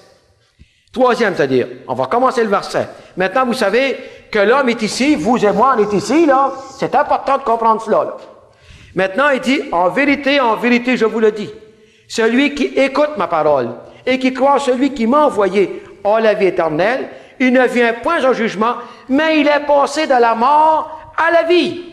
Maintenant, je ne sais pas si vous me suivez, mais il est important ici de passer de la mort à la vie. Comme Adam, à cause de sa désobéissance, a passé de la vie à la mort, maintenant, il est important pour vous, mes chers amis, de partir de là à venir ici. Et la seule façon de partir de là à venir ici, c'est d'obéir à la parole de Dieu. Dieu vous demande la même chose, vous demande l'obéissance. Moi, en tout cas, je suis né ici. Mais un jour, j'ai écouté la parole de Dieu. J'ai mis ma confiance dans la parole de Dieu. Je me suis repenti de mes péchés. J'ai accepté Jésus-Christ comme mon sauveur. Et j'ai passé de la mort à la vie. Je vous répète le verset maintenant. Dieu nous dit, en vérité, je vous le dis. Celui qui écoute ma parole, celui qui obéit à ma parole, et qui croit en celui qui m'a envoyé, a la vie éternelle tout de suite. Deuxième promesse. Il ne vient point en jugement. Et la troisième, mais il est passé. Il est passé de la mort à la vie. Comme Adam a passé de la vie à la mort, maintenant c'est possible de passer de la mort à la vie. Maintenant, moi, là, je ne suis plus ici, là. Je suis maintenant ici. Mais pour venir ici, il faut se repentir. Il faut accepter Jésus-Christ comme sauveur. Il ne suffit pas seulement d'avoir une religion. Parce qu'il faut avoir la meilleure des religions puis mourir ici. C'est ici que je dois mourir. Parce que le monde est divisé en deux, mes amis. On est avec lui ou avec l'autre. Et devant Dieu, il n'y a que deux sortes de monde sur la terre. Il y a deux sortes de monde. Il y a des pécheurs pardonnés, puis il y a des pécheurs qui ne sont pas pardonnés. Dans quelle catégorie êtes-vous? Si vous mourrez aujourd'hui, avez-vous l'assurance de votre salut? Êtes-vous sûr de la Dieu? Et si vous mourrez le matin, puis que Dieu vous dit, pourquoi je te laissais entrer dans mon ciel? Qu'est-ce que vous répondriez? Vous avez fait des bonnes œuvres? Vous avez élevé une grosse famille? Vous avez souffert beaucoup? Mais tout cela, mes amis, ça ne vous rentre pas dans le ciel. Parce que la Bible nous dit que ça a pris Jésus-Christ pour entrer au ciel. C'est lui qui nous fait rentrer, c'est personne d'autre. Maintenant, c'est possible, hein, de passer de la mort et venir à la vie. Et maintenant, moi, ici, là, je suis ici. Depuis 1974, je me suis converti à Dieu, j'ai donné ma vie au Seigneur, et maintenant, je lui appartiens. Et maintenant, c'est ça que je voudrais que vous feriez aussi. Donc, lisez ce verset de nouveau chez vous à la maison. Prenez votre Bible, Jean 5, 24, et croyez à ce qu'il dit. C'est une chose accomplie. Il a la vie éternelle, il ne vient pas au jugement, mais il est passé de la mort à la vie. Maintenant, comment on peut passer maintenant de la mort à la vie? La Bible parle qu'il y a deux morts, mais la Bible parle aussi qu'il y a deux naissances. Et c'est important de connaître ces deux naissances. Premièrement, si vous regardez avec moi dans l'Évangile de Jean, chapitre 3, on va regarder ensemble maintenant où Jésus est en train de parler avec un homme qui s'appelle Nicodème, un grand chef religieux, un homme qui enseignait la loi de Moïse, mais qui ne savait pas où il allait après la mort. Il va voir maintenant Jésus. Je vais vous rappeler ici, dans le chapitre 3, verset 1, on va lire ensemble, « Mais il y eut un homme dans les pharisiens nommé Nicodème, un chef des Juifs. » Voyez-vous, il était chef de la religion. Il était ce qui vaut équivalent à un évêque aujourd'hui. Donc, dans la religion qu'on connaît, il était un homme avec une autorité, un docteur de la loi de Dieu, de l'Ancien Testament. Maintenant, il va voir Jésus. Mais il y a une chose maintenant que je dois vous dire, c'est que les pharisiens ne croyaient pas en Jésus. Et Nicodème faisait partie de cette religion. Et les pharisiens disaient que Jésus ne venait pas de Dieu. Eux autres, ils croyaient dans la loi de Moïse, mais ne croyaient pas en Jésus. Et c'était défendu pour les pharisiens d'aller parler avec Jésus. Mais Nicodème, lui, ici, là, il est pogné en dedans. Puis d'un côté, sa religion dit que Jésus ne vient pas de Dieu. Puis d'un autre côté, il dit, hey, écoute, tous les miracles qu'il fait, là, il faut vraiment qu'ils viennent de Dieu. Regardez ce qu'il dit ici. Donc, il décide d'aller voir Jésus. Puis regardez-moi avec moi, il va voir Jésus la nuit. La nuit, pour ne pas être vu. Il ne voulait pas être vu par personne. Qu'est-ce qu'il dit? Donc, il nous dit ici qu'il vient, lui, auprès de Jésus de nuit. Et lui dit, Rabbi, qui veut dire maître, nous savons que tu es un docteur venu de Dieu, car personne ne peut faire ce miracle que tu fais si Dieu n'est avec lui. Donc, il reconnaît ici une chose. Même si ma religion ne croit pas que tu viens de Dieu, moi, je crois que tu viens de Dieu à cause des miracles que tu fais. C'est impossible que Dieu fasse tous ces miracles si tu ne viens pas de Dieu. Donc, il reconnaît cette chose-là. Mais Jésus ne dit pas à Nicodème, quelle religion tu es, toi, Nicodème? Es-tu catholique, protestant, Jéhovah? Dans quelle religion tu es? C'est pas ça que Jésus dit à Nicodème. Qu'est-ce qu'il dit à Nicodème? Il dit, Jésus répondit, en vérité, je te le dis, si un homme ne naît de nouveau, il ne peut pas voir le royaume de Dieu. Voilà ce qu'il dit à Nicodème.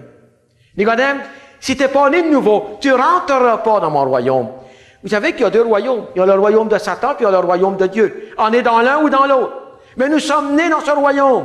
Et on doit sortir de là. C'est ça qu'on doit faire. C'est ça que Jésus est venu faire. Nous sortir de là. Maintenant, il dit à Nicodème, si tu n'es pas né de nouveau, tu ne rentres pas dans mon royaume. Oh boy! Nicodème, là, il avait une grande barbe blanche. Il a peut-être 70 ans, 75 ans, je ne sais pas. Sa mère était peut-être morte depuis déjà longtemps. Il y avait tout un problème pour Nicodème. Regardez ce qu'il répond. Nicodème lui dit, comment un homme peut-il naître quand il est vieux? Peut-il rentrer dans le sein de sa mère et naître? Oh boy! Il a dû dire en lui-même, moi, je suis capable de naître de nouveau. Ma mère est décédée et peut-être plus là. Est-ce qu'il faut que je rentre dans le sein de ma mère de nouveau, puis je naisse de nouveau? Jésus ne parlait pas de cette naissance, mais il parlait d'une autre naissance. Regardez ce que Jésus répond. Jésus répondit, en vérité, je te le dis, si un homme ne naît d'eau et d'esprit, il ne peut entrer dans le royaume de Dieu. Maintenant, ici, on a baptisé beaucoup de bébés avec ce verset. Je ne vais pas parler contre la religion, c'est pas ça, mais je vais vous expliquer clairement quand même ce qu'il en est. Jésus dit en vérité, je te le dis, si un homme n'est pas né d'eau et d'esprit, il ne peut pas rentrer dans le royaume de Dieu. Mais c'est quoi l'eau maintenant dans la parole de Dieu? La parole de Dieu nous dit que l'eau, c'est la parole. L'eau, c'est Jésus. C'est ça qu'est l'eau. Regardez avec moi dans l'Évangile de Jean, chapitre 7, et verset 37. Jean 7, 37. Le dernier jour, on va regarder maintenant c'est quoi l'eau. On va laisser la Bible répondre. Le dernier jour, le grand jour de la fête, Jésus se tenant debout s'écria, « Si quelqu'un a soif, qu'il vienne à moi et qu'il boive. Celui qui croit en moi, des fleuves d'eau couleront de son sein, comme dit l'Écriture.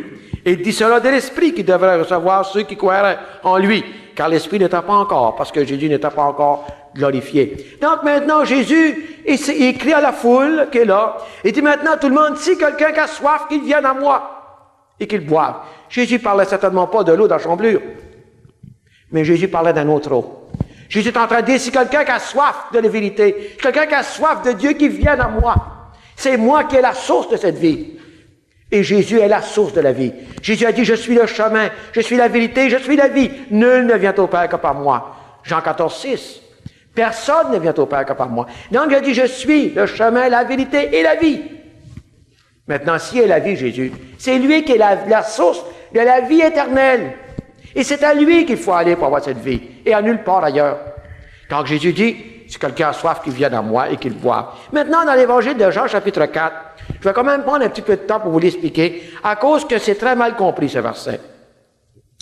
Jean 4, chapitre 4 et verset 4 nous dit, comme il fallait qu'il passe par la Samarie, il arriva dans une ville de Samarie nommée Sichar, près du champ que Jacob avait donné à Joseph son fils. Là se trouvait le puits de Jacob.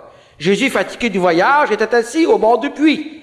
C'est environ la 6e heure. Maintenant, Jésus, ici, il s'en va à Samarie, et puis, il raconte un puits, il est assis au bord du puits. Et c'est un puits avec de la vraie eau. Maintenant, il va donner tout un enseignement à une femme ici, tout en se servant du puits. Une femme de Samarie qui vient puiser de l'eau, Jésus lui dit, donne-moi à boire. On parle de la vraie eau ici. Car ses disciples étaient allés à la ville pour acheter des vivres.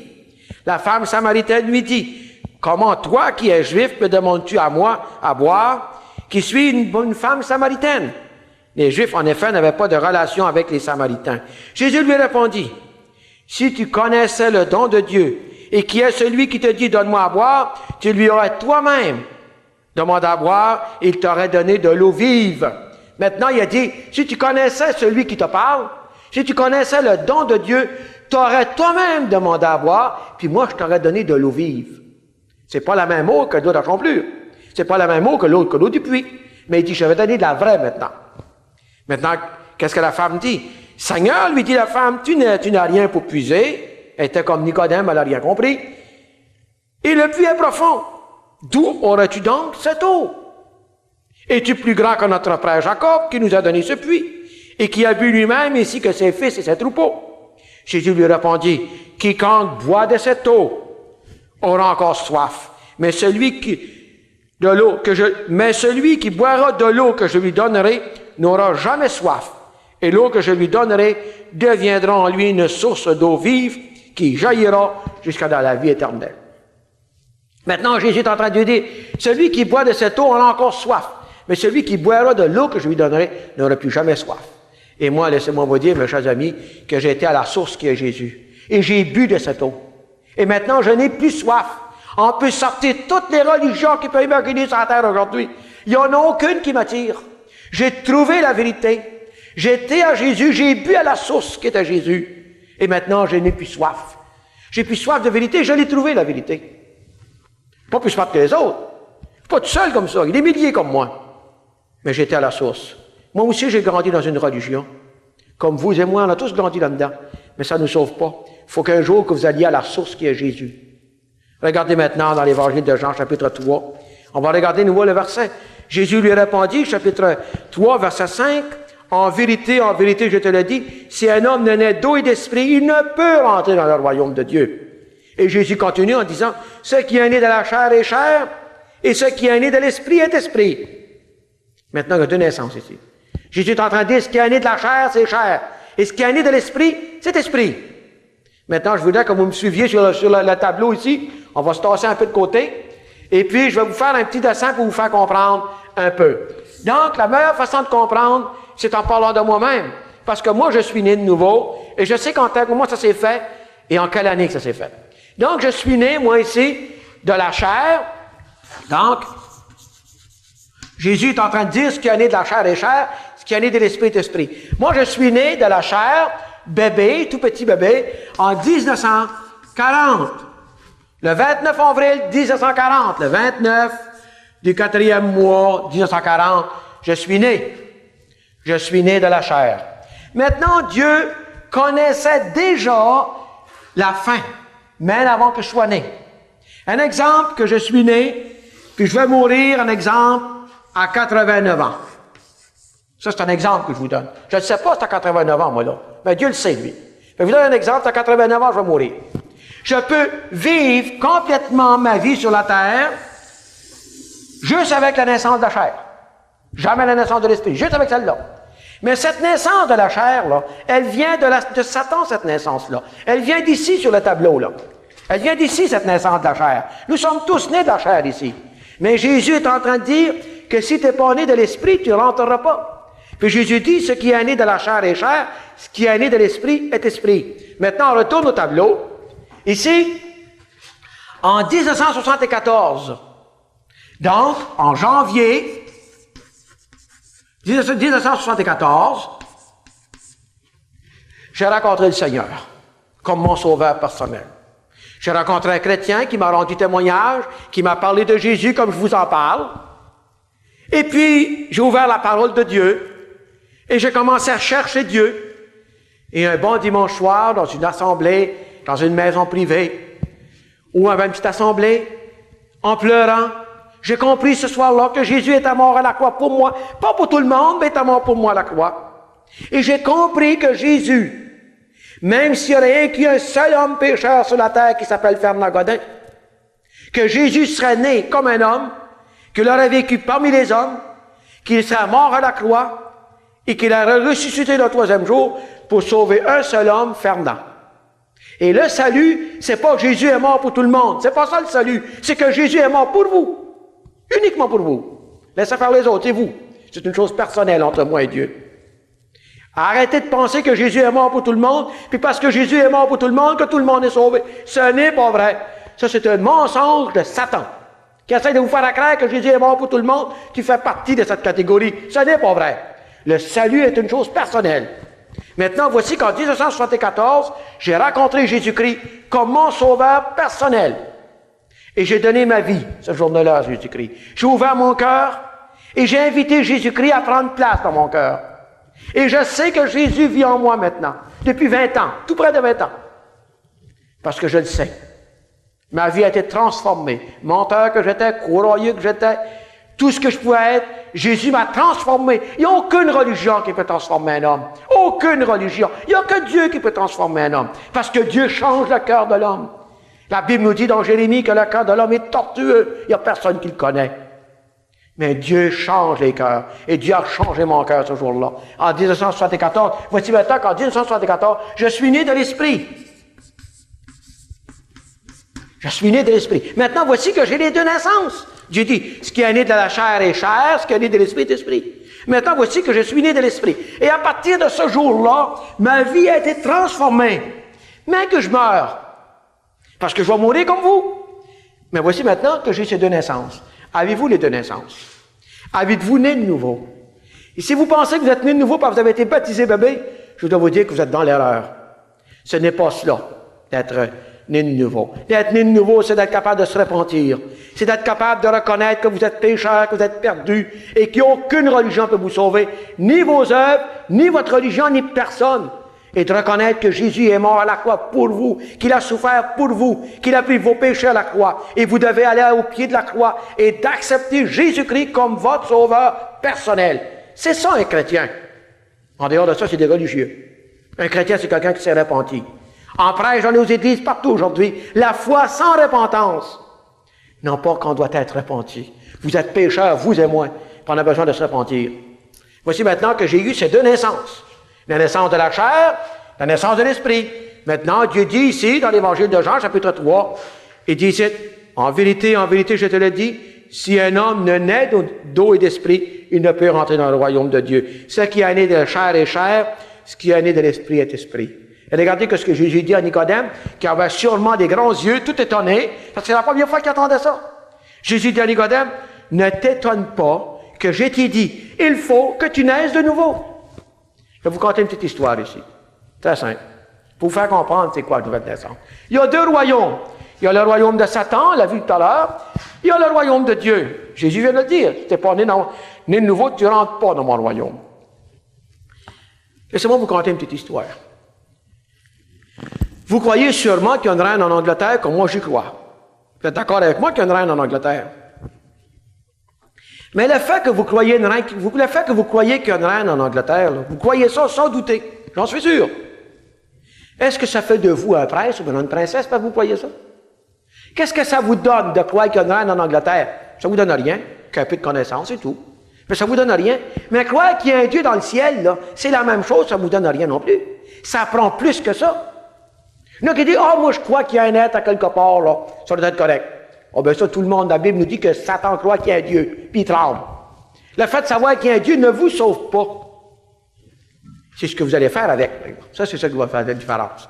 Maintenant, ici, comme vous l'avez vu tout à l'heure, le fait de croire qu'il y a une reine en Angleterre ne vous fait pas un prince ou une princesse. Mais qui peut être prince? Qui peut être princesse? Vous êtes d'accord avec moi que pour être un prince ou une princesse, qu'il faut naître dans la famille royale. Vous savez, le petit prince, là, Édouard, là, qui est venu tout petit bébé le lendemain, on nous l'a montré à la télévision, partout à travers le monde. Ce bébé-là a été présenté au monde entier comme étant un prince, le prince Édouard, le fils du prince Charles. On l'a présenté au monde entier comme un prince. Pourquoi qu'il était prince? Parce qu'il est né de la famille royale, c'est rien que pour ça. S'il serait né ailleurs, il n'aurait jamais été prince. Mais vous et moi, là, nous sommes nés ici. Puis on est des fils du diable, nous dit la Bible. Il faut que je vous le dise en pleine vérité, c'est vrai. Et Jésus veut nous sortir de là. Maintenant, vous et moi, vous ne serez jamais un fils ou une fille royale. Vous ne serez jamais un prince ou une princesse. Mais si vous me dites, moi, Fernand, j'aimerais ça être une princesse, moi, je vais tout simplement vous dire, tu ne peux pas l'être une princesse, parce que tu n'es pas né de la famille royale. Mais si tu pourras naître de nouveau, physiquement, comme tu es là, naître de nouveau dans la famille royale, là, automatiquement, tu seras une princesse ou un prince. Mais si tu n'es pas né dedans, tu ne seras jamais. Et c'est la même chose pour nous. Dieu, maintenant, il sait où on est né. Il sait qu'on est né à cause de notre naissance, qu'on est des fils et des filles du diable, la Bible dit, et je le crois. Maintenant, Dieu vous donne la chance de naître une deuxième fois. Mais par votre deuxième naissance, vous allez être maintenant dans la famille royale, la vraie, la famille de Dieu. Regardez avec moi dans Jean, chapitre 1 et verset 12 maintenant. Chapitre 1, Jean, chapitre 1, verset 12. La Bible nous dit, mais à tous ceux qui l'ont reçu. Vous savez que croire en Jésus, c'est pas suffisant. Il faut recevoir Jésus dans son cœur. Il faut que Jésus vienne habiter en vous. C'est là qu'il doit être. C'est pas sur le mur que Jésus doit être. C'est pas dans votre cour que Jésus doit être. C'est pas sur le tableau de bord de votre voiture que Jésus doit être. Jésus doit être dans votre cœur, c'est là qu'il doit être. Mais on pense Jésus tout partout. On pense qu'on est bien parce qu'on a Jésus dans la maison tout partout. C'est pas là que Jésus doit être. Il doit régner dans le cœur. C'est là que Jésus doit être.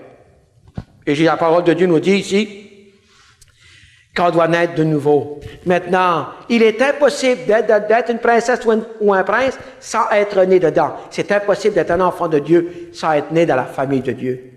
Regardez avec moi le verset 12 du chapitre 1 de Jean. Mais à tous ceux qui l'ont reçu, à ceux qui croient en son nom, elle, qui est la lumière, qui est Jésus, qui est la parole, elle a donné le pouvoir de devenir enfant de Dieu. Donc, si la lumière qui est Jésus, la parole qui est Jésus, si Jésus nous donne le pouvoir de devenir enfant de Dieu, donc on ne l'était pas enfant de Dieu. Puisqu'il nous donne le pouvoir de devenir. On ne l'était pas. C'est ce qu'il nous dit ici. Mais à tous ceux qui l'ont reçu, à ceux qui croient en son nom, elle, la parole, la lumière, elle a donné le pouvoir de devenir enfant de Dieu, lesquels sont nés. Regardez maintenant ce qu'il dit. Non du sang, vous la connaissez celle-là, ni de volonté de la chair, ni de volonté de l'homme, mais de Dieu. Maintenant, quand je suis né une deuxième fois, je suis né de Dieu. C'est comme si Dieu m'avait porté dans son sein, puis je me raccouché de lui. Dieu est devenu mon Père maintenant. Et quand je suis passé de la mort à la vie, et que je suis né de nouveau, je suis né dans la famille de Dieu, voici maintenant que Dieu est devenu mon Père. Dieu est le Père des croyants. Dieu n'est pas le Père de ces gens qui sont ici, c'est pas vrai. Votre Père, il est ici, c'est là qu'il est votre Père, la Bible nous dit. Pour que Dieu devienne votre Père, il faut que vous naissiez de nouveau. Il faut que vous naissiez dans la famille de Dieu. Sans ça, Dieu ne sera jamais votre Père. Dieu est devenu mon Père parce que je suis né de nouveau, parce que j'ai donné ma vie au Seigneur. Je me suis repenti et Dieu est devenu mon Père. Et je voudrais qu'aujourd'hui, que Dieu devienne votre Père. Mais il faut se repentir. Il faut que vous changiez de vie. Voici maintenant que la Bible nous dit d'une façon très claire qu'il faut être né de nouveau. Comme j'ai dit tout à l'heure. Voici maintenant que là, en étant né de nouveau, là maintenant, j'appartiens à Dieu. Pas par ma naissance de la chair, mais par ma deuxième naissance. Maintenant, je suis à Dieu. Je vous ai parlé tout à l'heure qu'il y avait deux Adams. Maintenant, on va les voir, ces deux Adams. Dans 1 Corinthiens, chapitre 15, toujours dans le Nouveau Testament, 1 Corinthiens, chapitre 15, on va voir maintenant qu'il nous parle du premier Adam et nous parle aussi du dernier. C'est pourquoi, chapitre 15 de 1 Corinthiens, à partir du verset 45, c'est pourquoi il est écrit, le premier homme, Adam, devient une âme vivante. Il est ici, Adam. Il est devenu une âme vivante. Malheureusement, il est passé là, mais il est devenu une âme vivante. Le dernier Adam, il parle du premier, il ne nous parle pas du deuxième, il nous parle du dernier. Il n'aurait plus jamais d'autres après. Mais le dernier Adam est devenu un esprit vivifiant. On les a tous les deux ici. Le premier Adam m'a donné la naissance de la chair. Le deuxième Adam m'a donné la naissance de l'esprit. C'est ça qu'il nous dit ici. C'est pourquoi il est écrit, le premier homme, Adam, devient une âme vivante, la naissance de la chair. Le dernier Adam est devenu un esprit vivifiant. Regardez ensuite qu'est-ce qu'il dit. Mais ce qui est spirituel n'est pas le premier. Ce qui est spirituel n'est pas le premier Adam. Mais ce qui est spirituel n'est pas le premier. C'est ce qui est naturel. Ce qui est spirituel vient ensuite. C'est pas le premier Adam, c'est le dernier Adam. Ce qui c'est là maintenant, c'est spirituel. Le premier homme tiré de la terre est terrestre. Le second homme est du ciel. Dites-moi, le premier homme, Adam, il vient pas de la terre? C'est pourquoi que vous retournez à la terre.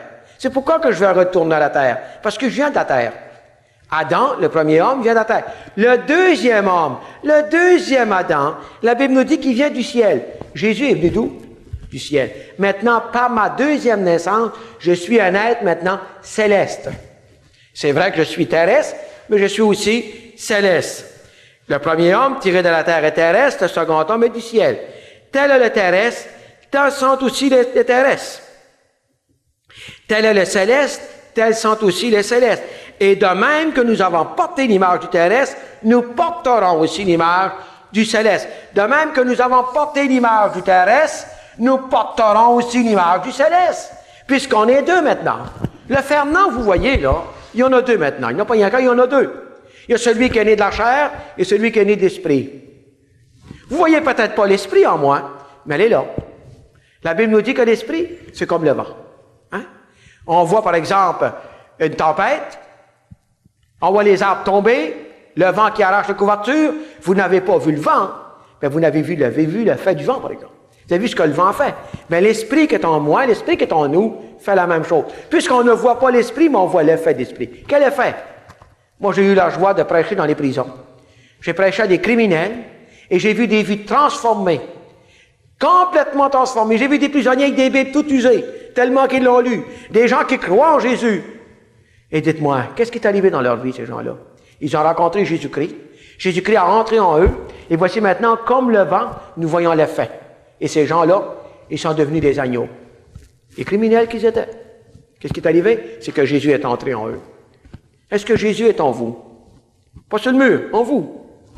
Pas sur votre tableau de bord non plus, en vous. C'est là que Jésus doit être. Maintenant, il nous parle de ces deux Adams. Comme nous avons porté l'image du terrestre, nous porterons aussi l'image du céleste. Puisqu'on est deux maintenant.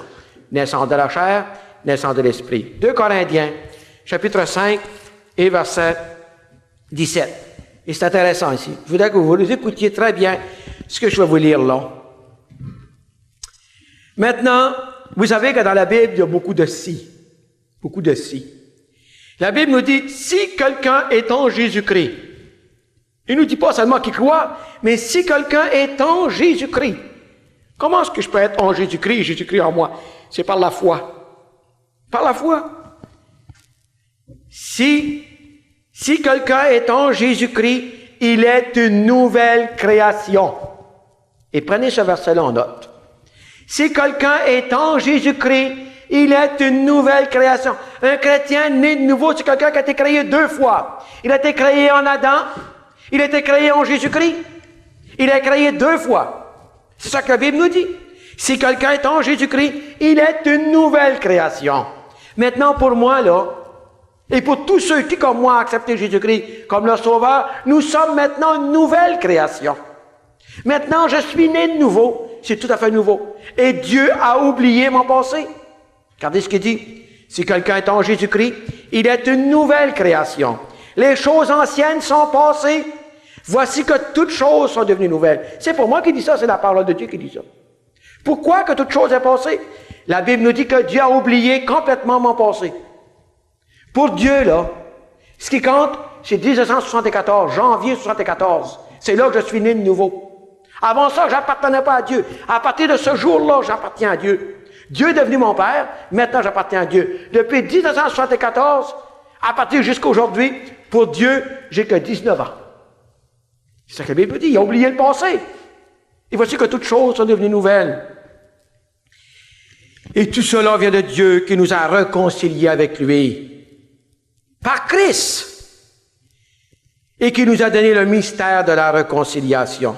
Car Dieu était en Christ, réconciliant le monde avec lui-même, en n'imputant pas aux hommes leur offense, mais il a mis en nous la parole de la réconciliation. Nous faisons donc des fonctions d'ambassadeurs pour Christ, comme si Dieu exhortait par nous, nous vous en supplions, au nom de Christ, soyez quoi? Réconciliés avec Dieu. Voilà le message de l'apôtre Paul. Êtes-vous réconciliés avec Dieu? Aucune religion peut le faire pour vous. Je ne peux même pas le faire pour vous. Personne ne peut le faire pour vous. C'est vous et Dieu. Et quand vous paraîtrez devant Dieu, vos parents ne seront pas là, votre curé ne sera pas là, votre religion ne sera pas là, vous serez seul avec Dieu. Et si vous n'avez pas Jésus-Christ comme votre sauveur personnel, vous n'entrerez pas dans la présence de Dieu. C'est la parole de Dieu qui le dit. Voici maintenant que si quelqu'un est en Jésus-Christ, il est une nouvelle créature. Les choses anciennes sont passées, voici que toutes choses sont devenues nouvelles. Maintenant, regardez avec moi dans 1 Jean, la première épître de Jean. Première épître de Jean, ça c'est aller vers la fin de la Bible, avant d'arriver à l'Apocalypse. Première épître de Jean, chapitre 1 et verset 9. On va voir un autre si, ici. Donc, il nous dit ici dans la parole de Dieu, 1 Jean, chapitre 1, verset 9, « Si nous confessons nos péchés, il est fidèle et juste pour nous les pardonner et pour nous purifier de toute iniquité. » Iniquité ici, c'est péché. Donc, la Bible nous dit que si nous confessons nos péchés à Jésus-Christ et non pas ailleurs, que Jésus-Christ, il est fidèle et juste pour vous les pardonner et pour vous purifier de tout péché. À qui avez-vous demandé pardon pour vos péchés? Et si vous avez demandé pardon à Dieu pour vos péchés, et si vous ne croyez pas que vous êtes pardonné, vous ne l'êtes pas pardonné, vous manquez de foi. La foi, c'est de croire de tout son cœur. Maintenant, si nous confessons nos péchés, moi un jour, j'ai confessé mes péchés à Jésus-Christ. Et je lui ai demandé pardon pour mes péchés. Et la Bible me garantit ici que Jésus est fidèle et juste pour me les pardonner et pour me purifier de tout péché. Maintenant, si Jésus m'a purifié de tout péché, comment est-ce qu'il m'en reste? Il m'en reste plus. C'est ça un chrétien.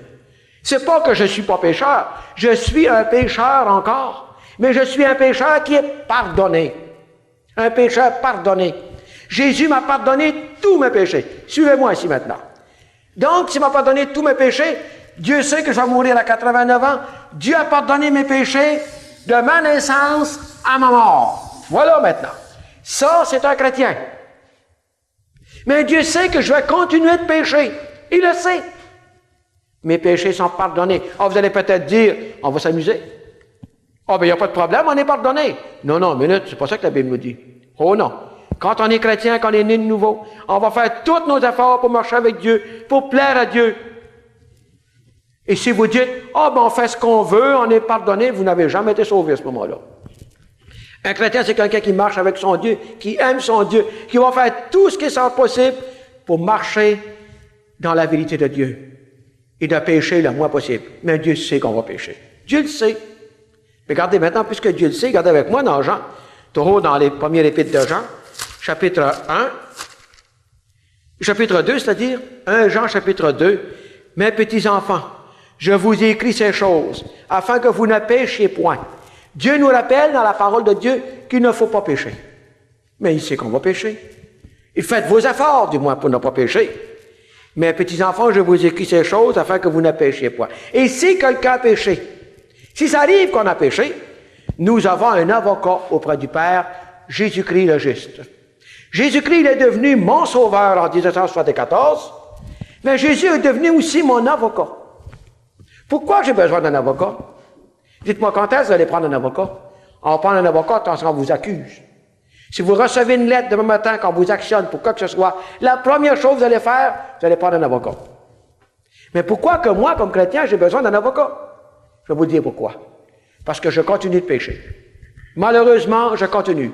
Et malheureusement, je vais continuer jusqu'à la fin. Je vous dis pas ici que je ne fais pas de péché, c'est pas ça que je vous dis. Je suis pécheur, je continue de pécher, malheureusement, mais je suis pardonné. Mais si j'ai péché, j'ai un besoin d'un avocat. Vous savez qu'à toutes les fois que je fais un péché, moi, Fernand, à toutes les fois que je fais un péché, la Bible me dit que Satan me réclame. Parce que le péché lui appartient. Regardez avec moi dans l'Apocalypse, chapitre 12. La Bible parle de Satan comme étant l'accusateur de nos frères. La Bible nous dit, chapitre 12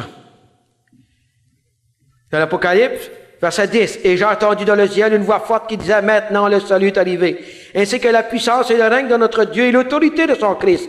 Car il a été précipité, l'accusateur de nos frères, celui qui les accusait devant Dieu jour et nuit. » Qu'est-ce qu'il fait, Satan? Il nous accuse. À tous les fois que nous, les croyants, les chrétiens nés de nouveau, nous tombons dans le péché, Satan, tout de suite, devant la face de Dieu, nous réclame. Il dit, « Regarde, Fernand, il m'appartient. Regarde ce qu'il vient de faire, là. Regarde, Fernand, c'est un pécheur, regarde ce qu'il fait. Il m'appartient. » Et Jésus revient et dit, « Non, Fernand, je l'ai racheté. Fernand, je l'ai pardonné. À tous les fois que j'ai péché, Satan me réclame, à tous les fois Jésus revient en disant, « Je l'ai sauvé, je l'ai pardonné. Ce qu'il vient de faire, il est pardonné. Il est mon avocat. » Est-ce que vous avez Jésus comme avocat? Ou est-ce que vous avez un saint comme avocat? Ou venant votre religion? Non. Jésus doit être votre avocat. Donc, je suis un pécheur pardonné, mais j'ai besoin d'un avocat maintenant. Parce que Dieu sait que je vais continuer de pécher et que Satan va continuer de me réclamer. Mais Jésus nous dit qu'il est maintenant mon avocat et que Satan n'a aucun pouvoir sur moi. Ni sur vous. C'est ça qui est intéressant. Voici maintenant un peu ce qu'il en est du plan du salut. Je voudrais qu'on regarde maintenant, pour terminer, parce que j'arrive vers la fin, je pourrais vous en dire encore bien longtemps, mais il faut terminer quelque part, dans la parole de Dieu, dans Actes, chapitre 26. Actes des apôtres, chapitre 26, tout simplement pour vous montrer, renforcer ce que je viens de vous dire. Vous allez comprendre un peu mieux maintenant. Ici, c'est l'apôtre Paul. Il s'appelait, avant d'être l'apôtre, il s'appelait Saul de Tarse. Il était un persécuteur de l'Église. Il croyait dans sa religion que les croyants, que les chrétiens n'étaient pas de Dieu. Il avait comme mission de mettre à mort ces chrétiens, les persécuter. Et Paul dit lui-même qu'il a fait blasphémer les croyants, qu'il les a mis à mort. Et Étienne, le premier martyr de l'Église, Paul était là, tenant les vêtements de ceux qui ont lapidé Étienne. Il était là il a prouvé le crime ou le meurtre d'Étienne. Mais la parole de Dieu nous dit que sur le chemin de Damas, il allait à Damas avec des lettres dans ses poches de sa religion pour arrêter les croyants, pour les ramener et pour les persécuter. Et sur le chemin de Damas, voici qu'il raconte maintenant Jésus-Christ. Et qu'est-ce qu'il nous dit? Quand il rend témoignage devant le roi Agrippa, donc Paul est accusé, parce que là maintenant que Paul a complètement été transformé, et maintenant voici qu'on accuse Paul, et Paul est devant le roi Agrippa. Il lui dit tout simplement l'expérience qu'il a eue avec Jésus-Christ sur le chemin de Damas. Maintenant, il nous dit, Nous tombâmes tous vers le verset 13, chapitre 26 de Actes des Apôtres, verset 13. Vers le milieu du jour, ô roi, je vis en chemin resplendir autour de moi et de mes compagnons une lumière venant du ciel et dont l'éclat surpassait celle du soleil. Nous tombâmes tous par terre et j'entendis une voix qui me disait en langue hébraïque, « Saul, Saul, pourquoi me persécutes-tu? Il te serait dur de regimber contre les aiguillons. » Je répondis, « Qui es-tu, Seigneur? » Et le Seigneur dit, « Je suis Jésus que tu persécutes.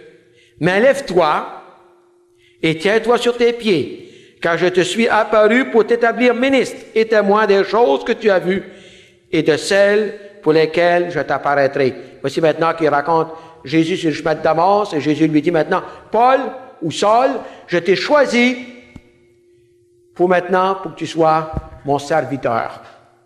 Je t'ai choisi, Paul, pour que tu annonces l'Évangile jusqu'aux extrémités de la terre. » Et maintenant, voici que Paul a eu une vie transformée. Et qu'est-ce que Jésus lui dit? Maintenant, au verset 17, « Je t'ai choisi, dit Jésus à l'apôtre Paul, du milieu de ce peuple et du milieu des païens vers qui je t'envoie, afin que tu leur ouvres les yeux. » J'ai une question à vous poser. Est-ce que cet après-midi ou ce matin, ou je ne sais pas quand vous avez écouté cette cassette, mais est-ce que vos yeux se sont ouverts? Est-ce que vous comprenez beaucoup mieux maintenant que vous compreniez avant? Si vous comprenez beaucoup mieux, il y a une chose qui s'est faite, c'est que vos yeux se sont ouverts. Et c'est la première chose que Paul avait à faire avec les païens, avec les inconvertis, aller prêcher l'Évangile pour que leurs yeux s'ouvrent. Parce que la Bible nous dit qu'on a des yeux du cœur, que Satan a jeté un voile dessus pour pas qu'on voie resplendir la splendeur de l'Évangile. Et si vos yeux sont ouverts aujourd'hui et que vous comprenez beaucoup mieux le message de l'Évangile, remerciez le Seigneur pour cela. C'est le Seigneur qui a fait cela. Maintenant, il dit, afin que tu leur ouvres les yeux. Et je veux maintenant que vous me suiviez sur le tableau ici. Donc, il dit, afin que tu leur ouvres les yeux pour qu'ils passent des ténèbres à la lumière. Et voyez-vous, c'est maintenant le salut, c'est un passage. C'est pas seulement qu'une connaissance. On ne devient pas chrétien un petit peu à la fois, là. Non, non, on devient chrétien d'un coup sec. Ça se fait dans une fraction de seconde. Afin qu'ils passent des ténèbres à la lumière. Et je continue. Afin qu'ils passent des ténèbres à la lumière et de la puissance de Satan à Dieu. C'est Dieu qui dit ça, c'est Jésus qui dit ça. Afin qu'ils passent des ténèbres à la lumière et de la puissance de Satan à celle de Dieu. Voyez-vous, le salut, c'est quoi? C'est un passage. Comme Adam a passé de la vie à la mort, nous devons passer de la mort à la vie. De la puissance de Satan à celle de Dieu. Je vous ai dit tout à l'heure que c'était une puissance, Dieu.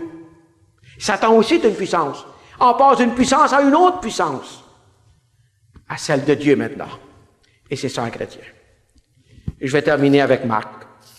Marc, l'Évangile de Marc, Saint Marc, chapitre 16. Saint Marc, chapitre 16 et verset 15. Maintenant, c'est pour vous maintenant. Moi, j'ai tout fait ce qu'il y avait à faire. Je ne peux pas faire plus que cela. J'ai donné tout mon cœur, j'ai tout fait. Maintenant, j'espère que cela, ça vous a ouvert les yeux. Parce que Jésus dit ceci.